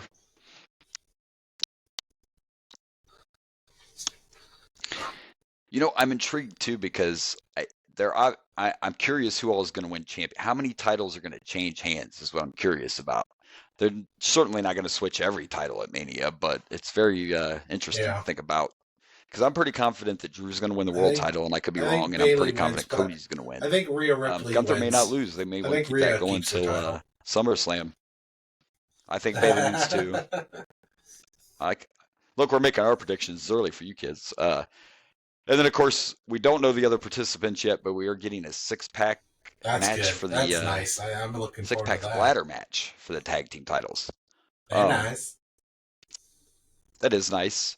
And I just want to throw something out there. I'm not one of them rumors people. I'm just throwing something out there. The last time they had a multi-man ladder match for the tag titles, you remember the New Day coming out and mentioning that there was going to be another team involved? Do you remember that? And that you don't remember? Well, that's when the Hardys returned last time. Oh. And their contracts are coming up. I'm just saying. Just going to throw that out there. That they're having another multi-tag team ladder match, and the Hardy Boys are going to be free agents. I haven't heard anything. I'm just saying that we'll see how many teams they announce. We'll see if there's a surprise. Matt has been very vocal lately about not being happy with the way AEW is using him, and also how him and Jeff would like to finish their careers in the WWE. So I'm just saying, you never know. I look at it like this way. You never say never in wrestling, but especially now that the Vince McMahon era is actually over. That's why Mercedes all of a sudden wants to come back. She left because, what I'm saying is now for real, anybody could come back now. There's no more of this. There's no more McMahon. People that hate Vince that didn't want to come back could come back now. So I think the door is open for anybody, because in Triple H, we trust. Indeed. All right. Woo. That felt like a marathon, but I think we still did pretty good considering everything that we had to talk about. No. The next one would be, we got to talk about the main event of Mania. Is that one of them? Or Cleveland rocks. No, I know what we got to talk about. We're talking about the reveal of where SummerSlam. It is now official. We're going to make this happen. I don't know how. I'm not going to miss the SummerSlam. You could drive to Cleveland and back. No hotels necessary. I might have to sit in a nosebleed seat. But I'm telling you, if I can get a ticket for under, $200 and I have to be way up there, I would do it. I mean, come on. This is like, I'm going to try my best. We could do a GoFundMe. We could do a show. We could broadcast. Yeah. We could do a show from SummerSlam, kids. Now, come on. You know what I'm saying? But it is official. It is official now. SummerSlam will be in Cleveland, Ohio. And think about it. The very first live event I ever went to was the SummerSlam in Cleveland, Ohio. It'd be like my anniversary thing. You know what I mean? Absolutely. It was in the Gund Arena back then, but full circle. It could be a full circle thing, so it is official. I'm going to announce it now. I don't know when tickets go on sale yet. I don't know if they've announced it, but it was actually let's go. Right? Oh gosh. Logan Paul was the one that actually made the official announcement that that SummerSlam's going to be in Cleveland. So there you go. And all right, it's the thing we do at the end of it. Now I think we only have one more thing, right? You talk about withdrawal. Everybody has to have some withdrawal from the Sheik Tweet of the Week. Oh yeah. And this one, man, he really took me back to my childhood. You know what I mean? I'm gonna hold on a second. Fuck yourself. If you're happy and you know it, go fuck yourself. If you're happy and you know it, go fuck yourself. If you're happy and you know it and you really want to show it. If you're happy and you know it, go fuck yourself. It's good stuff. Oh, we love you, Sheik. Good stuff. We love you, Sheik. That's so good. We haven't had a Sheik tweet a week in a long time. Yeah. So there you go. I love it. Sheik tweet. I love it. This might be my mascot. Like mascot now. Maybe like I'll put him on my shoulder or something. I don't know, man. You need another Sheik. Sheiky baby. There was probably Sheik like on your shoulder. Like a face version of Sheik. Right, like Sheik ever a face? There's a ton of Sheik. Could do like general.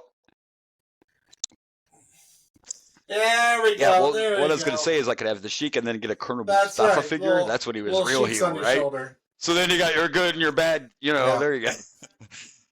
Your good Sheik, your evil Sheik, there you go. All right. Well, we did it, and we're actually about, here we go. We're actually going to record. Where are we at? 12. We're at a Rumble. We are at Royal Rumble 99. By the way, the tagline... Right. Which might give away a little something, but the tagline just gotta say no real chance quick, in hell. I've already done the artwork, but I tell you what, it's similar, but it's not. You look at the little picture when you click on Royal Rumble 1999. It is cool. It's just the face of Stone Cold, and his eyes are red. Man, I almost kind of wish I would have done that. Not sure how I would have.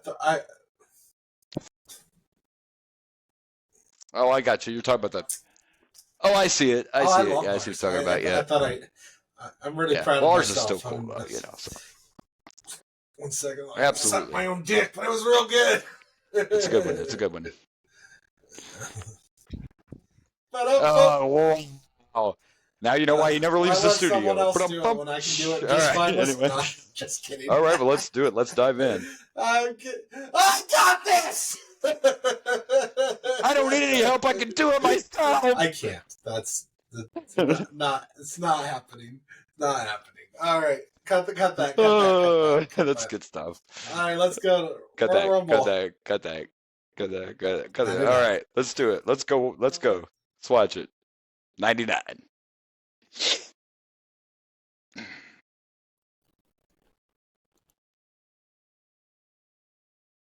All right, so here we go. It's Royal Rumble 99. It took place in Anaheim, California at the Arrowhead Pond.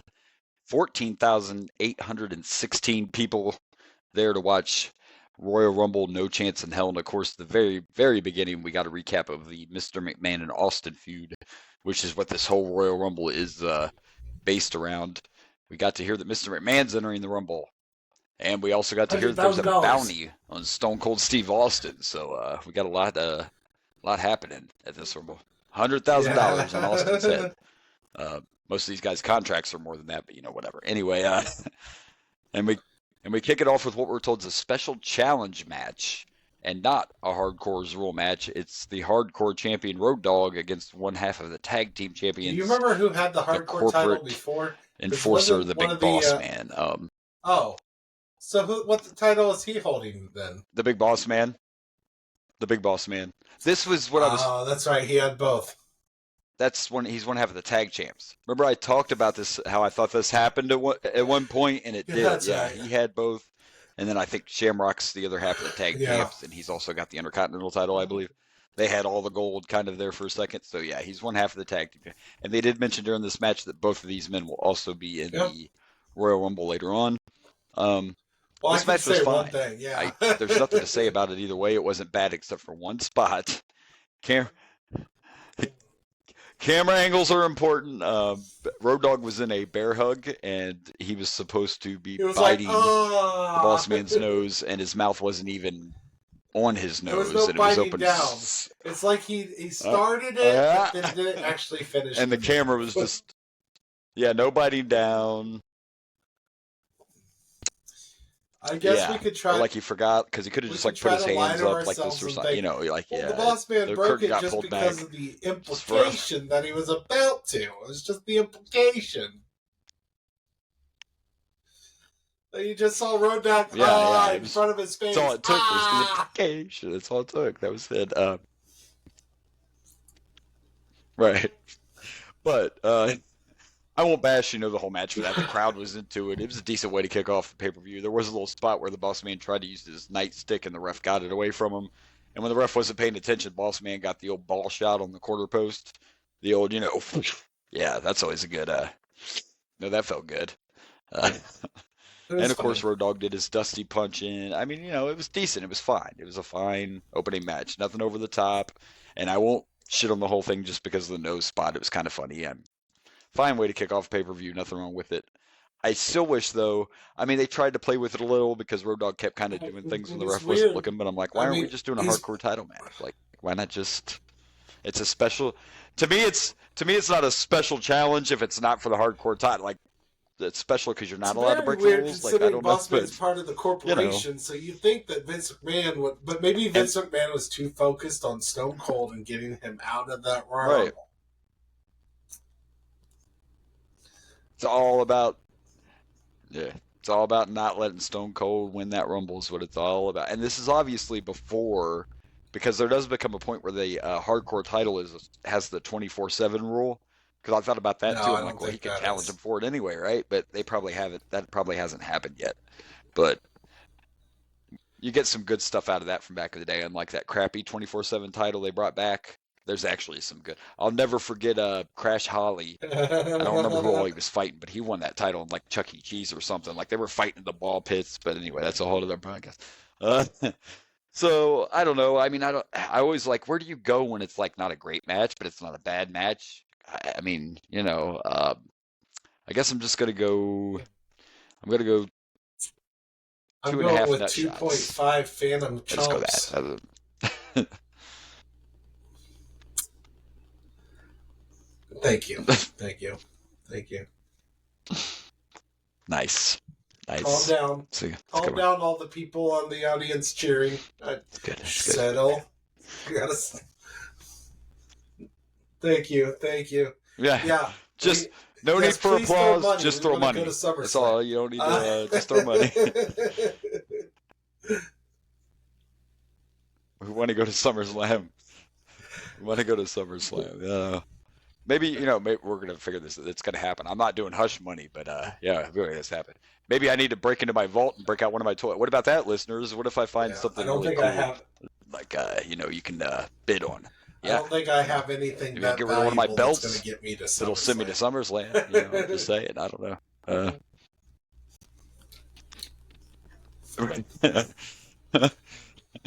All right. So yeah, there you go. Our first match. We all know what the main event's going to be. Obviously, it will be the Royal Rumble itself. That's one thing I haven't liked about the Royal Rumble. I don't know what's next. I tried not to look ahead and cheat. I know. I know for a fact you don't like that, and I can tell you, spoiler, the Royal Rumble is the main event of this Royal Rumble. So, yes, Rock and Mankind for the world title is right before the Rumble, and then the Rumble's after. And I'm on your side. That's how I think it should be. I know usually the world title's the main event. Put that on right before the Rumble. Then... Right, exactly. I agree with you. I agree. All right, so, let's find out what's next.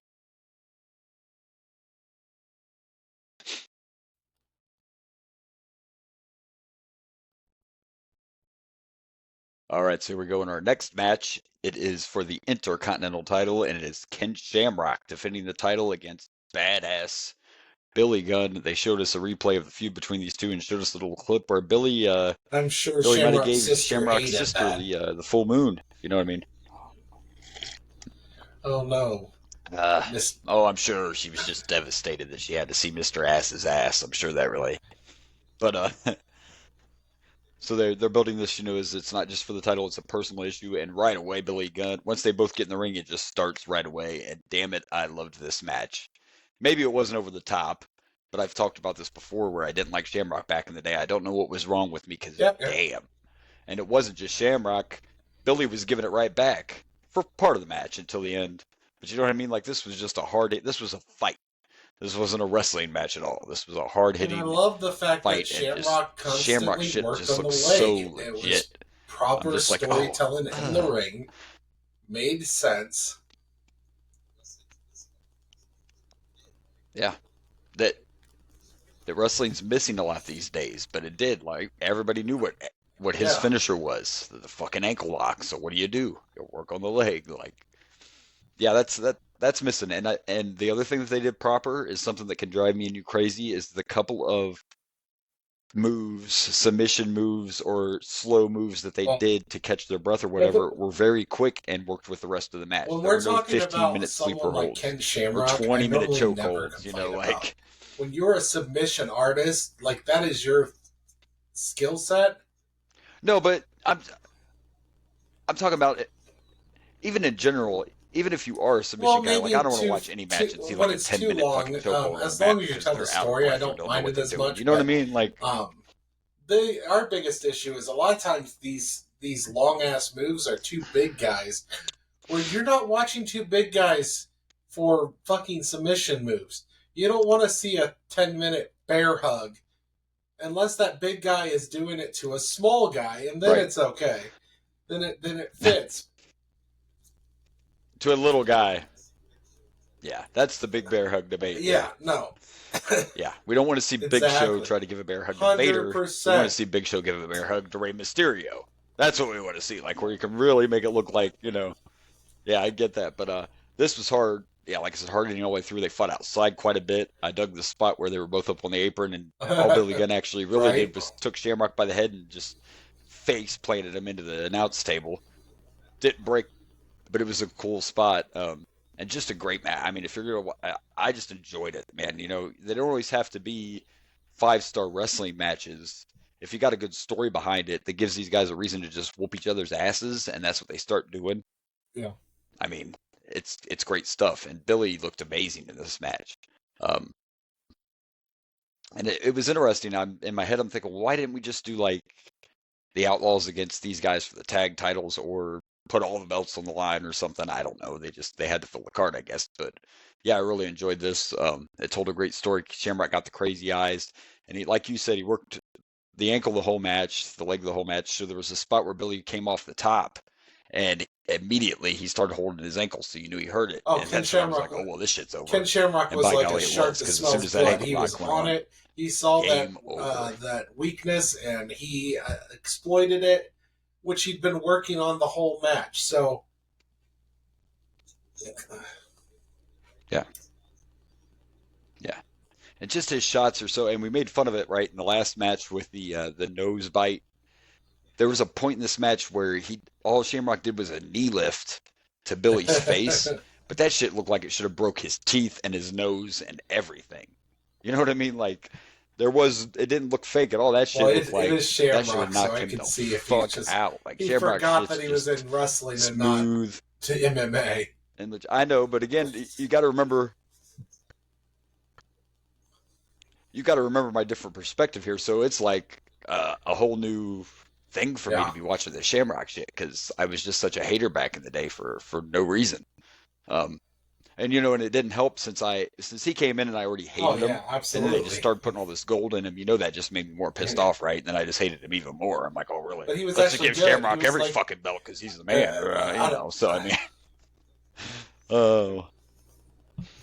He was, but you get those eyes. I'm enjoying every Shamrock match. I don't remember us watching a bad one. I don't remember a bad Shamrock match yet. Even the dungeon shit with Owen was still slick. The basement match, I mean, that was still, for what they had to work with, was good. One I didn't like was I wasn't a big fan. I don't think either one of us liked that cage thing they did that well, that sunken, tiny vacuum cage thing they did. But other than that, yeah, he's legit. He looks like the real deal. Everything he does looks painful. And he wins most time without, any help. And as a matter of fact, there was help on the other side because the ref took a bump. He took a clothesline from Shamrock, and Val Venus came out. And they said something on commentary that apparently Val's been sharing a little Val with his sister too or something. I don't. Everyone wants Shamrock's sister. Shamrock's sister's a whore. Well, it is almost St. Patty's Day, so it's kind of time for a Shamrock, right? I would like my Shamrock shake, yeah. Everybody has to have a Shamrock shake every once in a while. Me too. So anyway, great way to follow up the opening match, and it ended like it should have. The submission, the ankle lock, and I love it too because still to this point, we'll see if it changes. But so far, every time that ankle lock is put on by Shamrock, it's instant tap. We haven't watched a match where anybody's had to fucking think about it. They're just like, "Yep, game over." And I think that I like it too. And it's okay if you have those matches where you got the guy that's trying to fight it and you see his pain on his face and all, but I also like the quick taps too. You know what I mean? Like that makes it look that more dangerous. It makes it look that much more painful if somebody's just instantly got their hand up before it's so even already slapped on all the way, but so great second match, great follow up. I'm gonna give this 3.5 ankle locks because I enjoyed it that much. Go with me because I'm giving this 4. I liked it. It's telling that story. It was close. It was close to me. That matters a lot to me. You can tell that story in the ring. I like it. I like that. And it did. Yep. Yeah, definitely. Definitely. It was a good story. For sure. All right. Well, I think we're ready to move on. And we have, they said there were 4 titles on the line, so the next 3 have to be title matches. So let's check it out.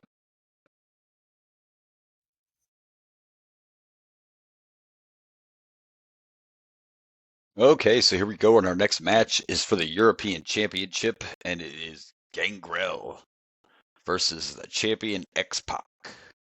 And it was quick. Not like squash match quick, but it was quick. And it was fine. I mean, it wasn't, again, just, nothing crazy, nothing over the top, but everybody loves X-Pac, and I mean, there were a couple of good spots in the match, but again, it was fine. I don't know. It wasn't bad. It was fine. It was perfectly acceptable. It was just one of those, and that's okay. That happens sometimes. I would much rather see a fine, acceptable match than a crap fest, right? It was fine. It was a good match. It felt more like a Monday Night Raw match, but I get it. It's the Rumble. There's a lot going on. The whole story's about Stone Cold. So. That's where you're trying to get. I mean, it was fine. I meant the actual title of the pay-per-view. And, and we're going to hear it, just not yet. The Rumble, yes. The Rumble's coming up too, yes. Plus, we all know it's about the Rumble and it's about the Rock and Mankind in the I Quit match. Right. So, that's the big the rest of it's just kind of filler, so. But the crowd was into it. It was a decent match, and at the end of the day, X-Pac won with his X Factor. There was one spot where he went to go after Gangrel in the corner, and Gangrel moved, and then Gangrel did like a body splash to him, but he turned completely sideways. I don't know if he was trying to be like, look, I'm a vampire. I believe I can fly. I don't know what it was. I can touch the sky. I don't know what was going on, but yeah. And spread my wings and fly away. But anyway, yeah, it was fine. It was another good match. I'll just throw this with the one earlier, I guess. I'm going to give it a 2.5 X Factors. I enjoyed it as well. It was, like I said, like you said, it was quick, but it wasn't bad. 2.5, I think, is the proper amount of goblets of blood.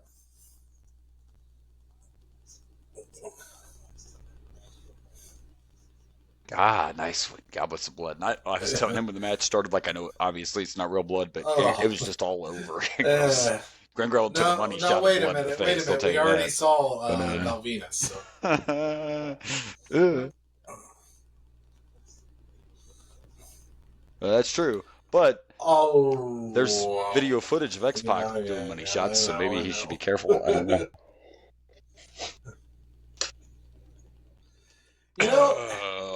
Thank you. I'll be here all week. All right. Well, I don't know why I never thought of this, but yes, sir. Is it kind of shitty that X-Pac did this porn with China after his buddy Triple H was dating her?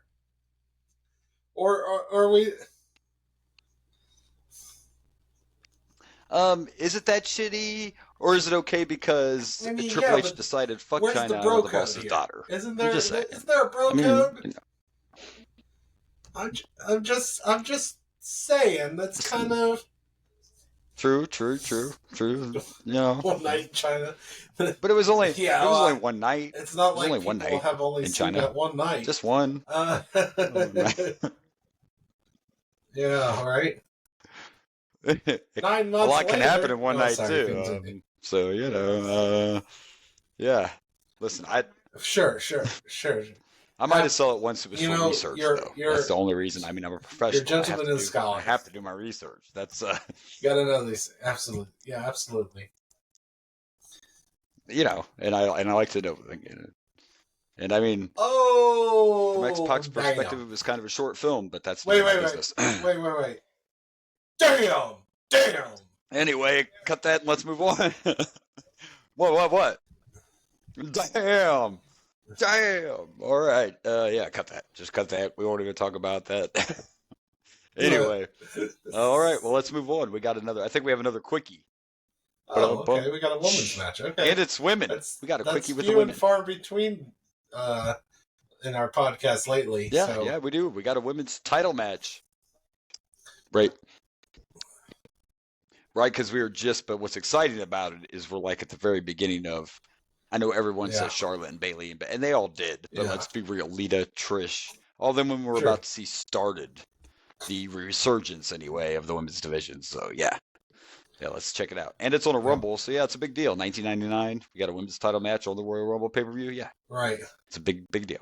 People now would be like, they do it all the time. Well, not back then. You're not going to see women's Royal Rumble in this pay-per-view, kids. Okay. Yeah. All right. Well, let's check it out.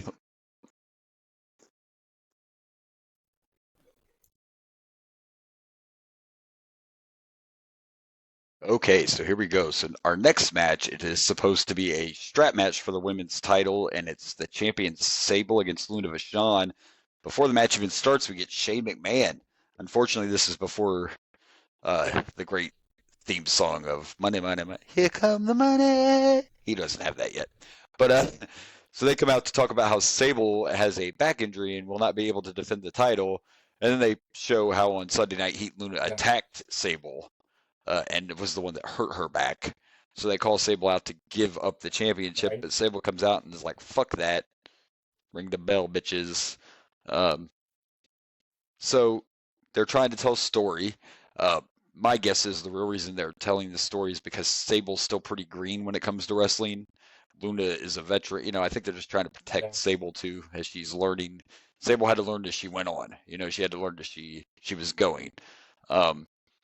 So it was a strap match, and it was decent. There were good strap shots. It's typical stuff that you get. And maybe back then, at this time, maybe with that different perspective, we wouldn't have noticed it right away. Maybe it's because of the way we do the pie. But you can't. I know everything in wrestling is recycled, but that's probably like the third time, maybe the fourth time we've seen that strap match finish, going all the way back to Stone Cold and Savio Vega. Up until then, I was like, that's pretty entertaining. And I know that doesn't make it a bad. That's all a perspective thing. It doesn't make it a bad match. But I gotta take the blinders off. Yeah. They changed it up a little bit because they had some interference from the Stalker. And when I say that, I don't mean Barry Windham. Not in this case, because he was the Stalker once. But the female Stalker, and no, it's too quick. Right away when they should, you didn't see her. You couldn't tell who it was. Of course, back then we didn't know who she was. But it was so quick you couldn't tell who she was. So you asked me if I knew, and I'm like, man, I don't remember this, so I'm not sure. But then they showed the replay, and I knew who it was right away. The face, I'm like, I know who that is, and I couldn't remember her damn name. It was but it was Tori. Tori is the one that's the Stalker coming from the crowd, and this was something they did. We don't watch Raw and all that, but she's been in the audience over the past several weeks, and she interfered and cost Luna the match. But they did the old deal where Luna had Sable on her back by the leather strap, and she was going around touching the buckles, and every time she touched one, Sable was touching one. Do a strap match? So we've seen it a few times. I get it. There's only so many ways you can really do a leather strap match. But if you guys are running out of leather strap match finishes ideas, I got one for you. You make sure whoever's winning, they beat the fuck out of their opponents so they're unconscious and just drag their dead carcass around and tap the turnbuckles. You could do that one time, you know what I mean? Like, let Shamrock have a strap match and see if he carries him on his back. He's just gonna knock that motherfucker. Give him the ankle lock till they pass out, and then just go around. I know I'm being kind of a dick. It was also a short match. That's why I was shocked when I read it. I'm like, how do you do a strap match in 4 minutes? I don't know if that's the. And the spot was good too because again we've been focusing on the story a lot. We like to push that, right? And she gave that backbreaker to Sable during that, and they were like, oh, there's the injury again. And of course, Sable sold everything when she was done, so now she looks like the underdog that overcame, and she walked away still champ. So it was a nice little segment. Good match. It's a way to get the crowd behind Sable and also protect her since she's new. The crowd already loves Sable, but the whole story of her being attacked and she decided to wrestle anyway and all that, Sable just puts them behind her even more. Sable definitely. Another good one. Another decent one. Sable definitely has the right assets. It's going to fall right there again. Sable what? I said that was the real cause of her back injury, was carrying around those puppies.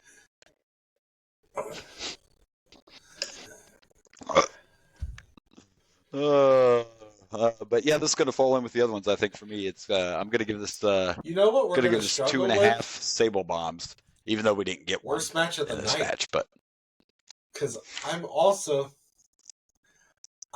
going to give this 2.5 Stalkers. Could be because there hasn't been a stinker yet. Because it was fine,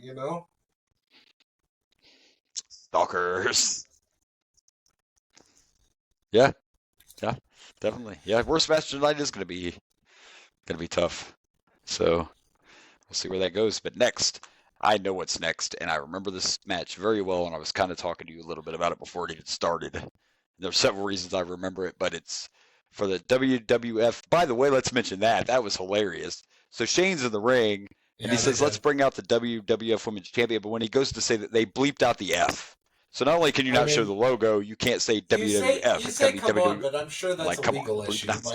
They could probably, if they did, they would probably get sued. It is. But I don't. But I don't think anyone in the World Wildlife Federation is watching the old wrestling on Peacock. That's my whole thing. That's who owns WWF now, and I wish they could just come up with a deal. Like, can we just say it on the old stuff? It's the way it goes. It's the way it goes. What I think is hilarious. I mean, I know I'm not. There's a dark side, but let's forget about the dark side of Vince. What I found hilarious is as powerful and as cocky and everything as Vince McMahon is. He didn't want to. Well, he didn't even try to fight. You know what I mean? Like, you think Vince would have been like getting all the lawyers and being like, "Fuck this! I'll spend every dime I have." Maybe he was debating. No, he kind of just said okay and gave into it. Yeah, he didn't even try to fight it. By the way, kids, WWF wasn't a problem until the internet came around. So, and I think that's what Vince thought. I think Vince thought, if we can't have that domain, or do we really want to fight for it, or do we just want to, get the F out? Or like you said, though, that maybe it wasn't going to happen right away, but I think that change was probably going to come anyway because Vince was really pushing the sports entertainment thing. So I think it was all just like, you know what, let's just change it. But anyway, it was all over a domain because once the internet came out and you went to search for WWF, you would get, both. So, but anyway. We know what's next. Next is our I Quit match. It's The Rock and Mankind. This is interesting because I don't see Mankind quitting. I said I'm sure some WWF Championship. Are about to happen, so. Some bullshit. Some bullshittery about to happen. So, all right, let's watch it. It's over. Well, let's check it out. Let's do it.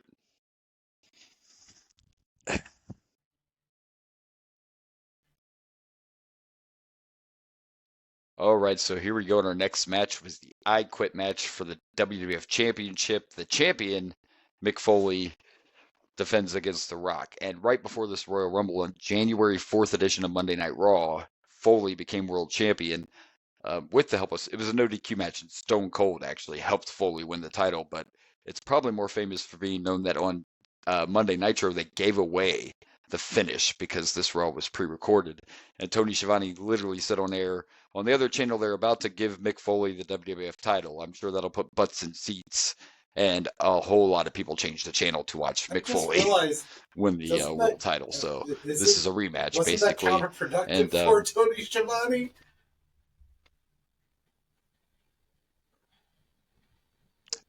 It was counterproductive for WCW. See, Tony just did it because he was told to. Eric Bischoff's the one that wanted him to say it. Tony Schiavone just went with it because he was always a company guy and did what he was told. So yeah, it did backfire on him. But the funny thing is, Tony Schiavone a couple years ago wrote a graphic novel about his life, and do you know what the name of it is? Butts in Seats. Butts and Seats is the name of his book, so there you go. But yeah, it was counterproductive, and Eric Bischoff admits that now, that it actually backfired on him to do that. So yeah, and of course, that match happened. WCW fired Mick Foley for being too crazy, and voila. Yeah, and then all of his matches fucking happened. My God, this man. This was definitely everything you would expect from a I Quit match between The Rock and Mankind, and we'll get the bad spot out of the way right now, which was nobody's fault except whoever gimmicked the announcer's table, obviously loosened it too much, because The Rock and Mankind went up there. Rock was going to give them a rock bottom, but as soon as they stood up, the table gave way. So that was a little awkward, but they covered it up and moved on. No fault of their own.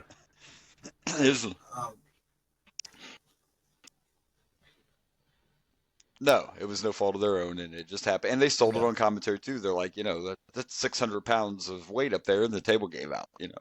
So they covered it up well, and it did not take away from all the other crazy shit in this, including the ending, which we'll get to in a second, and how Mick Foley changed it a little bit, because we already know he's insane. But they fought in the crowd, they fought all over the arena, and there was a spot where they were up top, like where the wrestlers come in and stuff, but it kind of looked like they must have built it out, I guess, where all the curtains were and everything, because these guys were up there walking and fighting up there, and I'm just like, oh, waiting. And by the way, I don't know about you, but while I'm watching this, I'm not thinking in my head, oh no, what's going to happen? Who's going to fall? In my head, I'm going, what the fuck's Foley going to do now? Like, I just knew.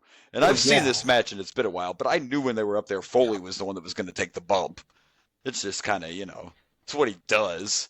And he did. He took him up where they were into the electrical. Have you seen this TikTok trend? Electrical where equipment. People say, I'm a whatever. Of course I'm blah, blah, blah, blah. So you can just see, I'm Mick Foley. Of course I'm going to fall off of... Absolutely, because I shared one. Actually, that may be our TikTok. Right. I'm Mick Foley. Of course I'm going to bleed. I'm Mick Foley. Of course I'm going to... Yes, I shared one actually on our page. What? Oh, wow. I lost you for a second. That was weird. But you're back now.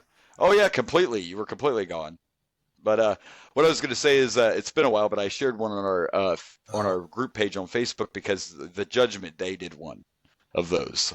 So, yeah, that would be Mick Foley's. Of course I'm going to bleed. Of course I'm going to. By the way, great sign in the crowd that said Mr. Sacco doesn't quit. So shout out to them for that. I like that. I like that sign. But that was one wild spot. The table spot, of course. And, of course, we were into steel chairs. But every time, no matter what, like Rock's throwing everything at Foley. He went through that fucking electric. And listen, we're all pretty sure that wasn't what the electric was actually hooked up to. These things were rigged to spark when Foley hit it. But you can watch the replay and see that he hit that thing solid. Those things gave way none. It's not like they were cardboard. Like, they may have been hollowed out or something. But it hurt. And you could tell Foley was hurting. Like, he's a good seller, but he was definitely hurting after that bump. And he got DDT'd out there and all this. So here we go again with story, right?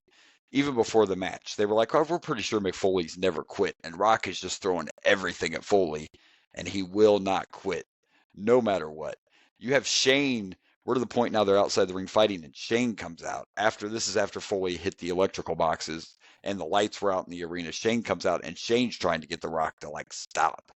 So again, they're just telling that story of Mick Foley doesn't care. Remember, I'm the guy that fucking fell off and through the Hell in the Cell and still kept going. It was intense, and it is a great story of. And of course, then we get to the part I was telling you about and teasing you about, the end of this match. The Rock gets some handcuffs out, and we get a little bit of action in the ring where, the Foley's handcuffed. Foley fights back, actually, with no hands for a little while, which I thought was great, right? Because you don't need your hands. It's an I Quit match. It's not like you got to be able to pin the guy. You just kick him in the balls, step on his face or whatever, and you could win. And so we get a little bit of that, and then the chair comes out.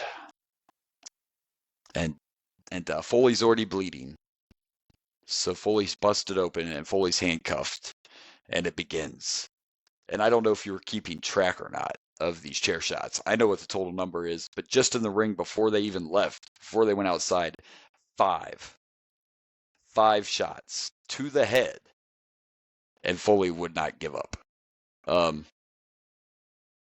A little backstage fact about this, you will not be shocked. The agreement for the finish of this match was 5 chair shots. It was just supposed to be 5, which call me crazy. I know it's Foley, still seems a little excessive.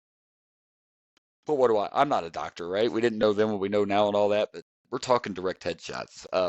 Foley made this call during the match. Foley was the one that told Rock, another one. Yeah. Now, let's eliminate what we know and the fact that the damage that could have been done. Let's take all that out and get to the theater and the story part of this. Look at the story it told. It was brutal. But did you hear the crowd after the match? Right now, normally if The Rock would have won, Bad Rock, there'd be a lot of booing, right? They were kind of quiet because this was pretty real. And finally Foley quit and people were kind of shocked. Commentary played it off like they were shocked because it made The Rock look like he'll do whatever it takes, and it made Foley look like exactly what he is, right? A crazy motherfucker. But he took 12 chair shots to the head. 12. And even the crowd was kind of like, oh, So story-wise, it was a great story, and it did what it needed to do, right? It showed that Mankind's not one to quit easily, but 12 chair shots. And maybe my memory's a little hazy, all to the head. But I think I remember all this. And if I'm not mistaken, you probably do. Foley never quit. You probably do.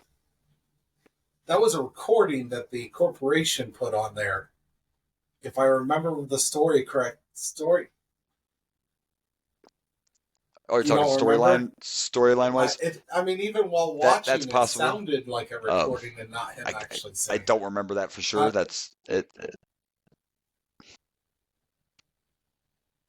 Right. And maybe not. Maybe he was just out, but of course, they showed him afterwards.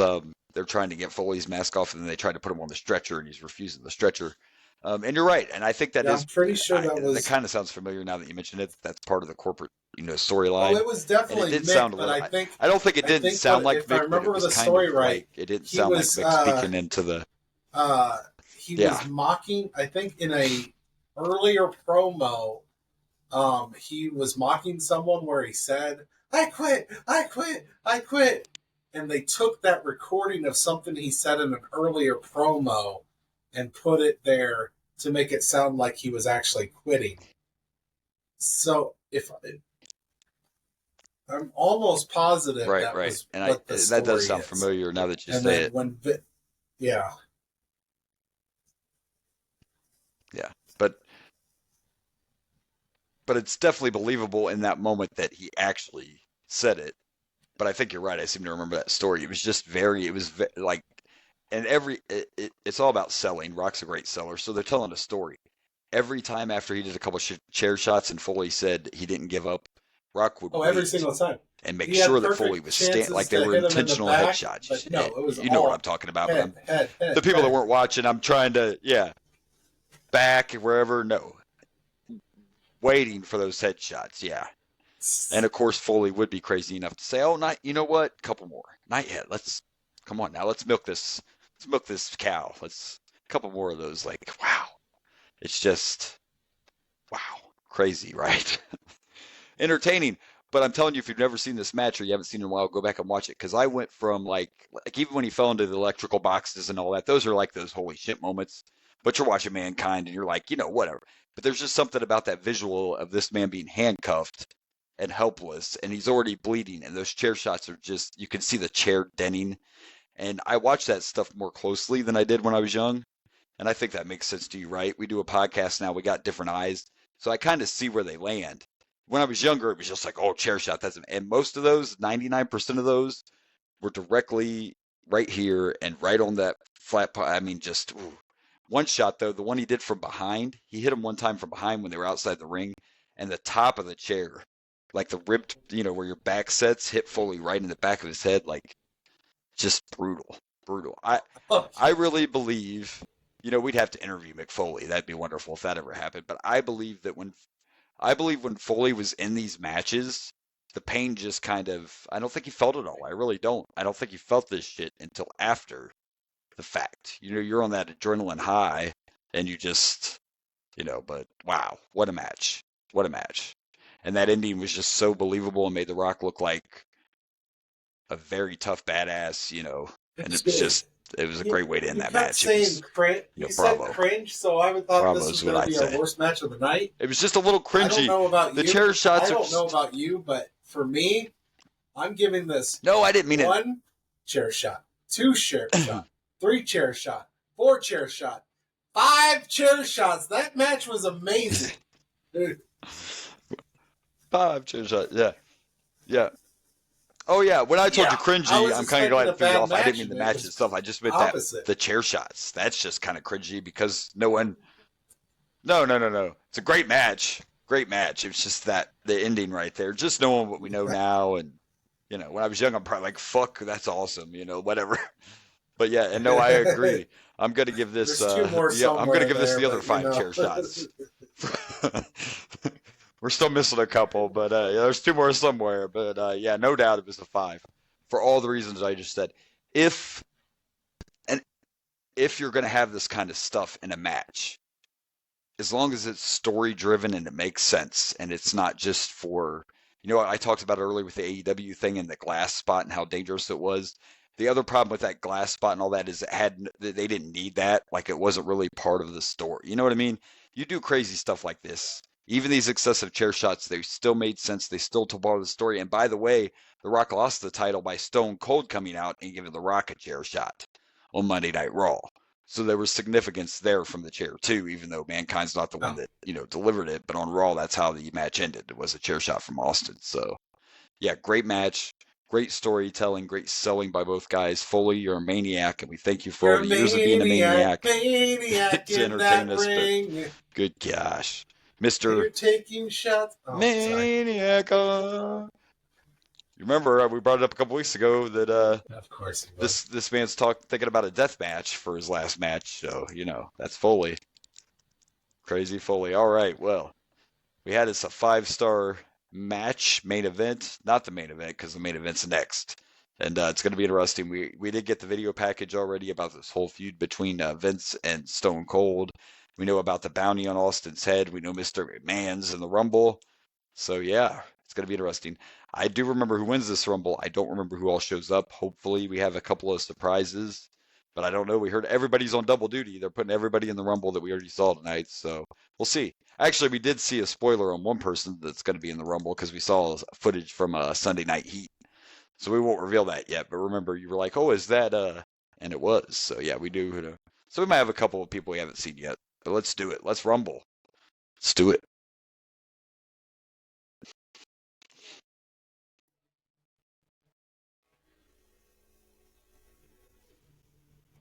All right, so here we go, Royal Rumble time. I just feel like this is, it said I didn't remember everything about this Rumble. This Rumble is going to be a ride because this whole thing is just about Mr. McMahon and Austin. So here we go. And I'll take a pause here in a second, but let's get through these first couple. So coming in first, we had Stone Cold Steve Austin. Which we knew. And coming in at number 2 was Mr. McMahon, which we knew. While they were still fighting, Golga came in at number 3 who actually and was eliminated very quickly by Stone Cold Steve Austin. Throw out Vince McMahon, changed Austin, his mind. And then, you know what? I'm going to throw this guy out real quick. And change his mind. I'm going to beat some more ass. Not yet. I can whip that ass a little bit.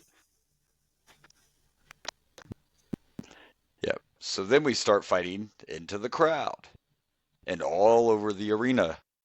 And this leads to, I'll get back to the list as soon as I throw this out so they all know where we're at here. But this leads to them fighting all over the arena and they end up in the restroom and it was a trap. It's a trap. And Stone Cold got jumped by several guys. Boss Man, Test. I don't remember who else was there. It was the corporate guys, but they all jumped Stone Cold. So Stone Cold and Mr. McMahon are no longer in the ring, and the next entrance that comes out is it's real hard to draws, the LOD draws, like pierced really nipples and all. And oh, I see it now. Really, yeah. I imagine there's probably not a lot of pictures of him as LOD draws. Most of them are probably just draws. So, and gotcha. Yeah, and then next we got after draws we got Edge. Edge came in. And then after Edge, probably the biggest entry in the Rumble. Yes, Gilbert with the sparklers and the fire extinguisher, because of course we're in 1999 and Goldberg's the hottest thing going in WCW. So we have Gilbert over here, and just about as quick as Gilbert came in, he went right back out, and he was eliminated by Edge. So there you go. Poor Gilbert. I think that was discrimination. He was there to save the day, and they didn't even.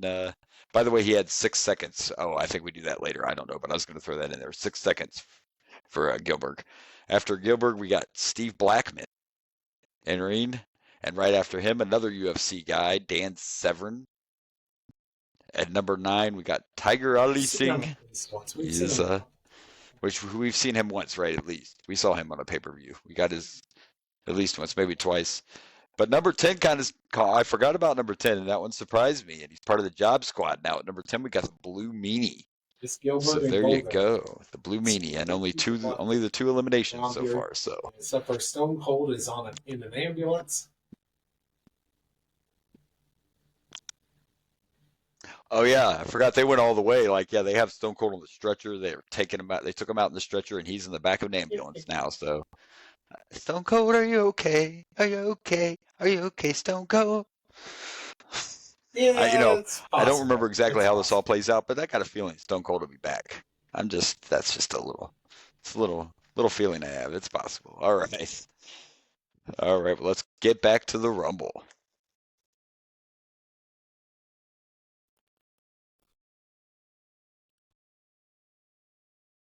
Yeah. All right, so here we go with our next. Let's try that. Now can we hear me? Here we go with our next 10 entrants into the Rumble. So exciting. At number 11, we got the returning Mabel, everyone's favorite wrestler. And number 12 is the D-O-double-G, the Road Dogg. 13, we got Gangrel. 14, we got Kurgan. I think that's how you pronounce it. Kurgan. Yeah, something like that. 15, we had Al Snow. At 16 was Gold Dust. 17, we got the Hose. Confused, Godfather. Yeah. Godfather, actually. We did get a Hoe Train, but Godfather was in there. When you're distracted like that, it's kind of Stokeville. Godfather. glad he's the Godfather now in the Hoe Train. Yeah. Attitude Era. Gotta love it. And then at 18, we got Kane. At 19, it was Ken Shamrock, and at 20, Billy Gunn. A lot of eliminations. Almost the entire place we had a couple eliminated now. I guess I should go over those, right? My goodness. So Edge got eliminated by Road Dogg. Yeah. Oh, wait, I got to go back further than that. I forgot we only had 2 eliminations the first time. My goodness. You're right. Everybody got eliminated. Okay, Mabel came in, and Mabel eliminated Severn, Blackman, and Tiger Ali Singh. So that's 5. And the Blue Meanie and Draws. All those were done by Mabel. And then Edge was eliminated by Road Dogg. Gangrel was eliminated by Road Dogg. And Al Snow was eliminated by the Road Dogg. Mabel was actually eliminated by people not even in the match. Mabel was eliminated by the APA and the Midian. Wait, did he actually go over Mabel, who's going to get transformed into Viscera. Rope? Right. So then we're... Yeah, but he was eliminated by guys not in the match. That? But yeah, he did. Oh. We cut out for a second. Where did you go? Where did you go now? I lost you again. And again.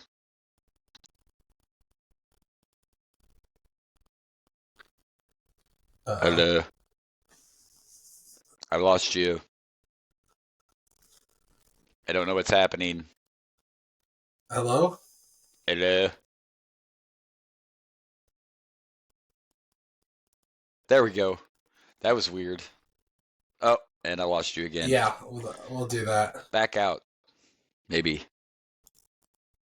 Hello?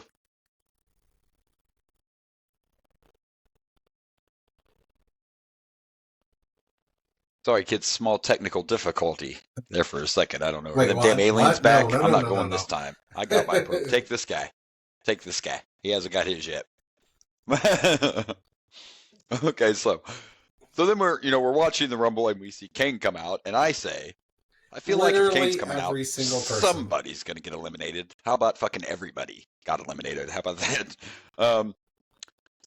Kane eliminated Road Dogg, Godfather, Goldust, Kurgan, and Kane. Yes, Kane eliminated himself. I think I remember this storyline a little. Like he had these guys from the network were chasing him. I think I kind of remember this, but so Vince sent that. So the psych ward. So right now, Mabel and Kane are tied at 5. So yeah, there you go.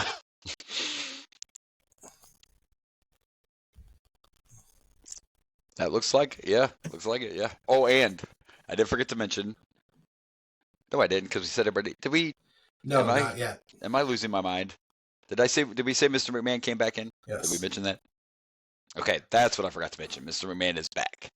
He came out right when Shamrock was coming out. Mr. McMahon finally reappeared. So Mr. McMahon is back. We had one last entry. So there you go. All right. Well, we only got 10 left. You did not mention Mr. S. Yeah, you were doing. Oh, I didn't mention Mr. S. You were kind of doing. Like, I was doing eliminations as you were talking about them when they happened. So, so yeah, I believe so. Oh, okay. So are we good? Yeah. Did I tell everybody now? And so Shamrock, Mr. S. Yeah. So right now we only Mr. have McMahon. in the ring the technical difficulty threw me off. Mr. McMahon, Ken Shamrock, Mr. Ass, and then Stone Cold is technically not out yet. Yes. No, he's still in it, but he's at the hospitals. So, there you go. All right, 10 more to go. Let's see what happens.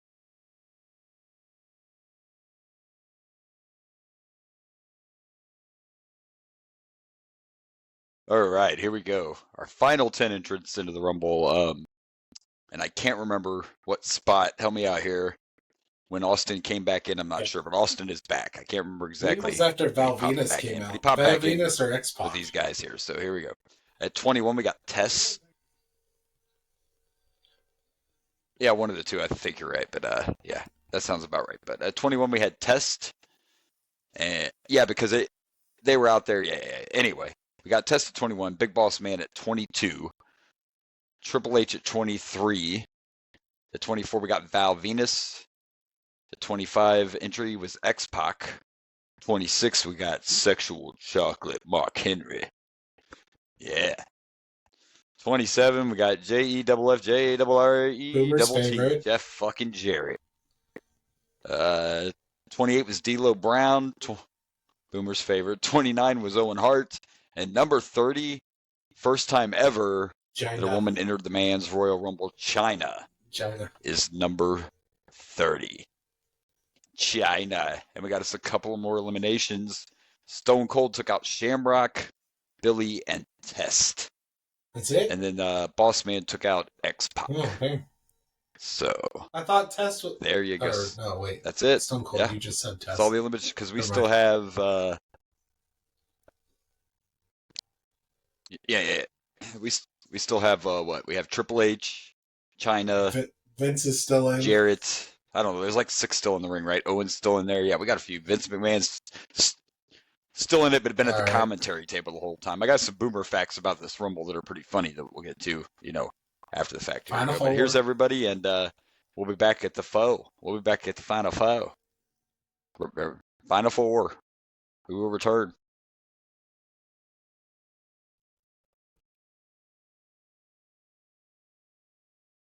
All right, so here we go, and we're down to the greatest Final Four ever in Royal Rumble history.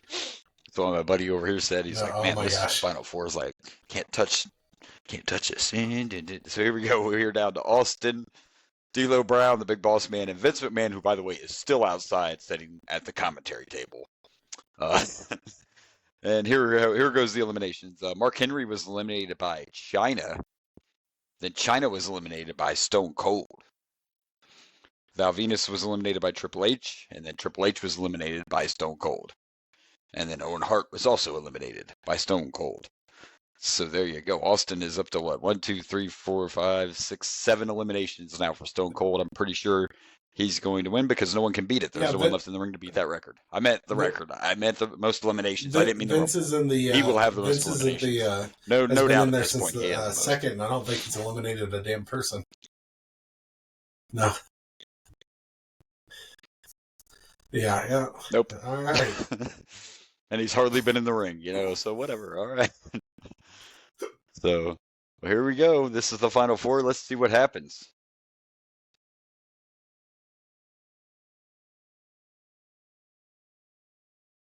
All right, so here we go. And 1999 Royal Rumble winner. What do you think? Exactly what I predicted.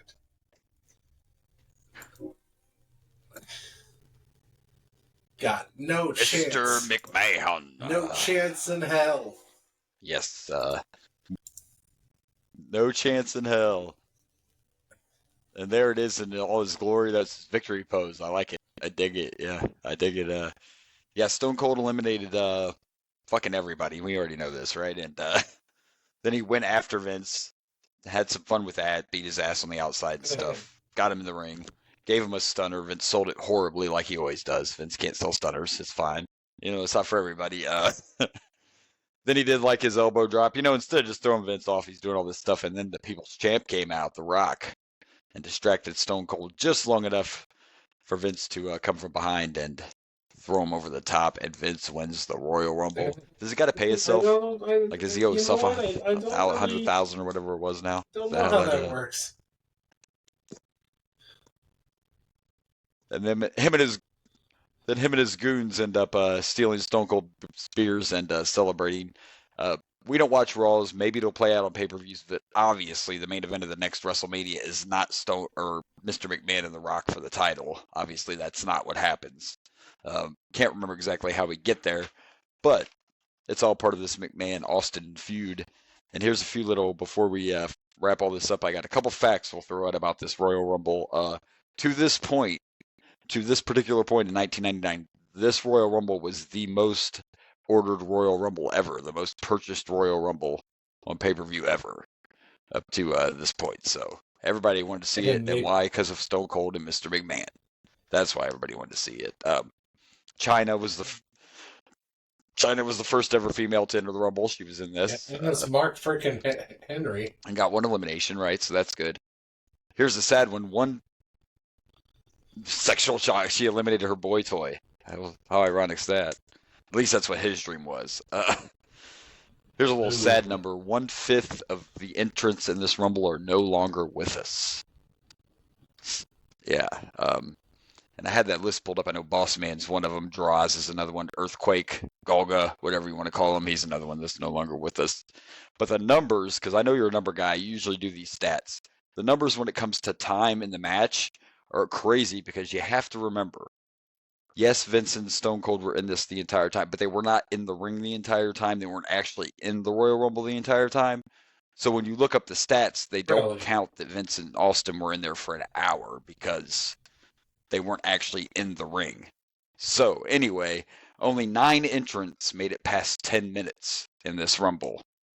And technically, the longest person in the Royal Rumble was Stone Cold Steve Austin because he was in the ring for a total time of 25 minutes. So there you go. Yeah, now if you look it up on Wikipedia, it just tells you they both were in there for 58 minutes.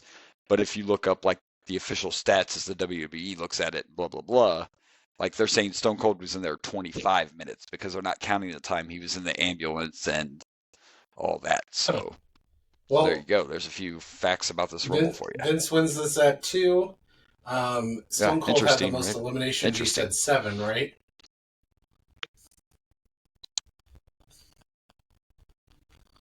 I think it ended up being I think it ended up being around 9 altogether because you have to add And then Gilbert was the shortest at 6 seconds. 8. My bad. I got a little excited.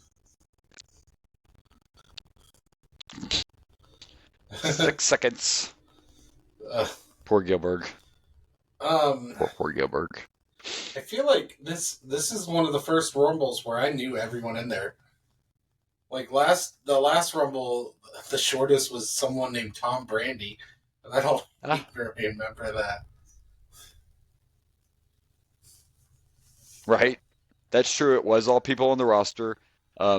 Instead of trying to just throw people in there, they made everyone wrestle again, which you don't see in every Rumble. I remember back in the day, there were a lot of times in the Rumble, if you fought and earlier in the night, you weren't in the Rumble, so they filled it that way too. But you're right, it was all people we knew, and it was all actually stars instead of just like random, jobbers or whoever they could find. Right. And Vince had his big one elimination, but it's the only one he needed, right? If you're only going to get one elimination in the Rumble, that's the elimination to get, the last one. That's the only complaint I had during the actual Rumble, and you kind of saw it too, and it's not a major deal, but after you just told this story so great all night and you have this bounty on your head, I would have liked to seen the heels go for Austin a little more. Like, I get it that only one person's going to get the money, but still you would think there would have been that. Oh my, are you dying over there? That is the tornado. Well, I mean, on the plus side, you're already on the lowest level of your building.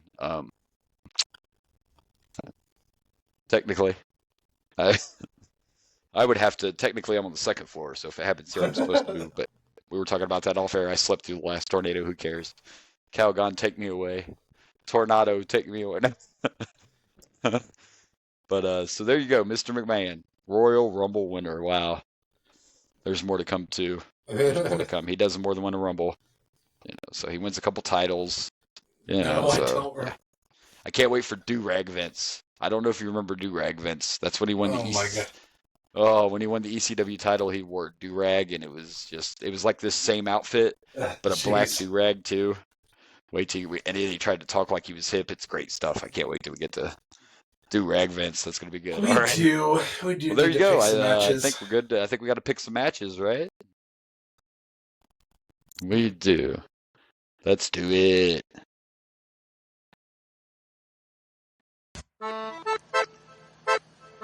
Favorite match of the night.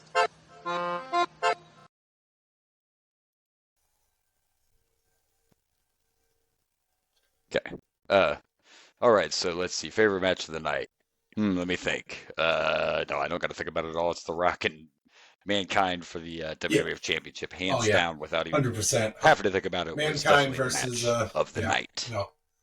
I mean, no debate. Anybody. Mankind versus anybody. I'll tell you, no, that was an amazing match. I'm actually having a harder time debating in my head about the next one that we have to pick. That's a harder choice than favorite match of the night.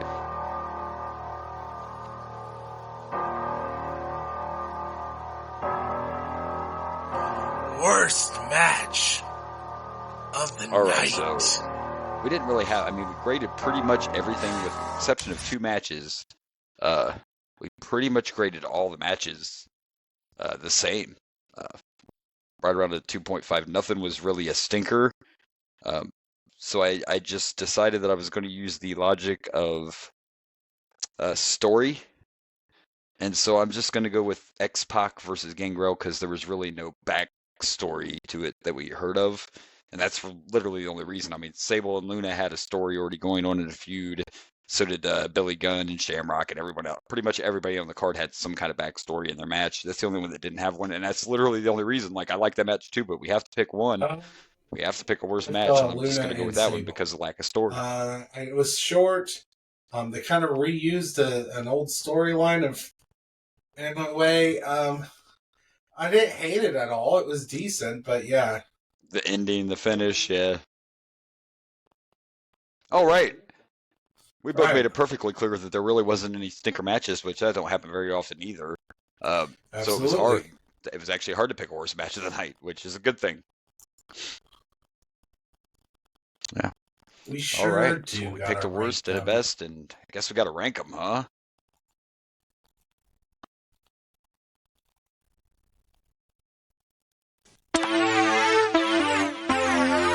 Royal Rumble rankings.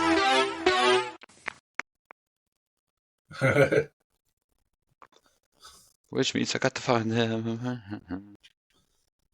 All right, so WrestleMania, gosh, I got WrestleMania on the brain because it's right around the corner. Royal Rumble rankings, let's try that. And I'm going to go from worst to first, and here we go. This is the 11th one, right? So at number 11, I have the very first Royal Rumble. At 10, I have 8. 9, I have 2. At 8, I have Royal Rumble 3. 7, I have Royal Rumble 4. At 6, I have 6. At 5, I have Royal Rumble 7. 4, I have number 5. 3, I have Royal Rumble number 9. At 2, I'm going to put this. And even though this Rumble had a great story thread and storyline all the way through it, I'm still going with Royal Rumble 10 right now as my favorite. And if you don't remember everything about that, I'm sure you remember that's the one where Stone Cold just kept eliminating everybody and he was sitting on the apron like this, checking this. So I'm going to go with 10 still as my number 1. 11th, I have 8. 10, I have Royal Rumble 1. 9, I have Royal Rumble 2. 8, I have 4. 7, 3. 6, I have Royal Rumble 7. 5, I have Royal Rumble 6. 4, I have Royal Rumble 5. 3, I have Royal Rumble 9. And this I have at Royal Rumble number 2. And I also have 10 as my number 1. We are. We're on the same page. Well, look at that. See? On the same page a little bit. What do you know, huh? There. All right. Well, there you go. We watched. We picked. Sure we ranked. Do. We only have one thing left to do. We got to plug some pluggables. Would you like to go first?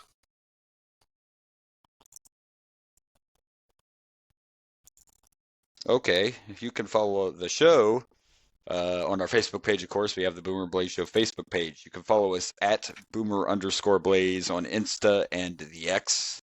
Not DX, but the X. And you can also follow us at You can find me at Dragon Blazer Productions on Facebook, Instagram, YouTube, and Twitters. Or no, TikTok. My bad. I'm sorry. There is no Twitter anymore. It's. You can find me at XXX. There's no Dragon Twitter Blazer anymore. Pro. XXX. XXX. I told you we're doing Boomer and Blaze only fans right You've been watching China movies again, haven't you? Okay. We gotta pip our. We have to prostitute ourselves so we can go to SummerSlam. Oh, that's good stuff. And Cleveland. I mean, I'm going to start showing off. True that, because it's right here in our hometown. Some feet pics. Right here in Cleveland. Some feet pics. Yeah. It's like, hey, ladies. I have feet pics. Yeah, I got feet pics for you for days. Well,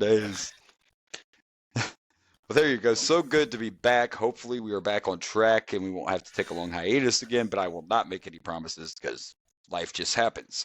Next week, though, we should be back, and we are actually going to be on a new one. We are out of Starcades. We are going to be watching Bunkhouse Stampede, 1988.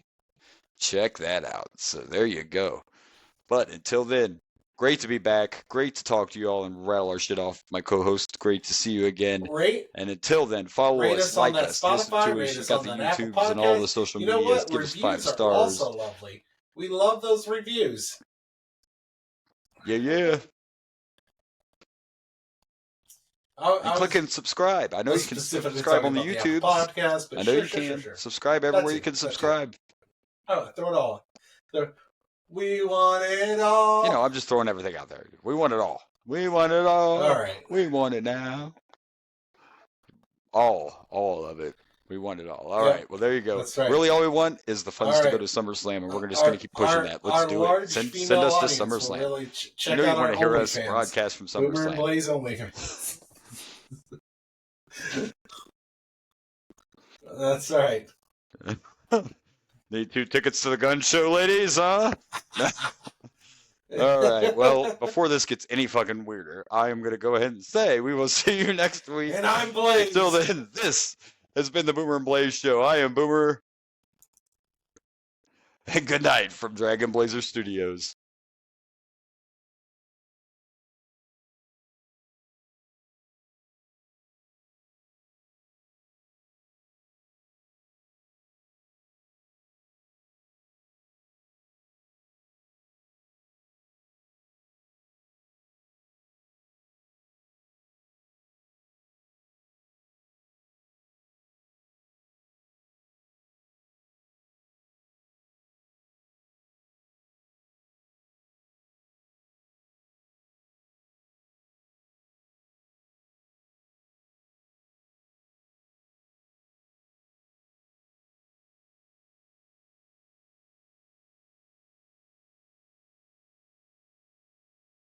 Those.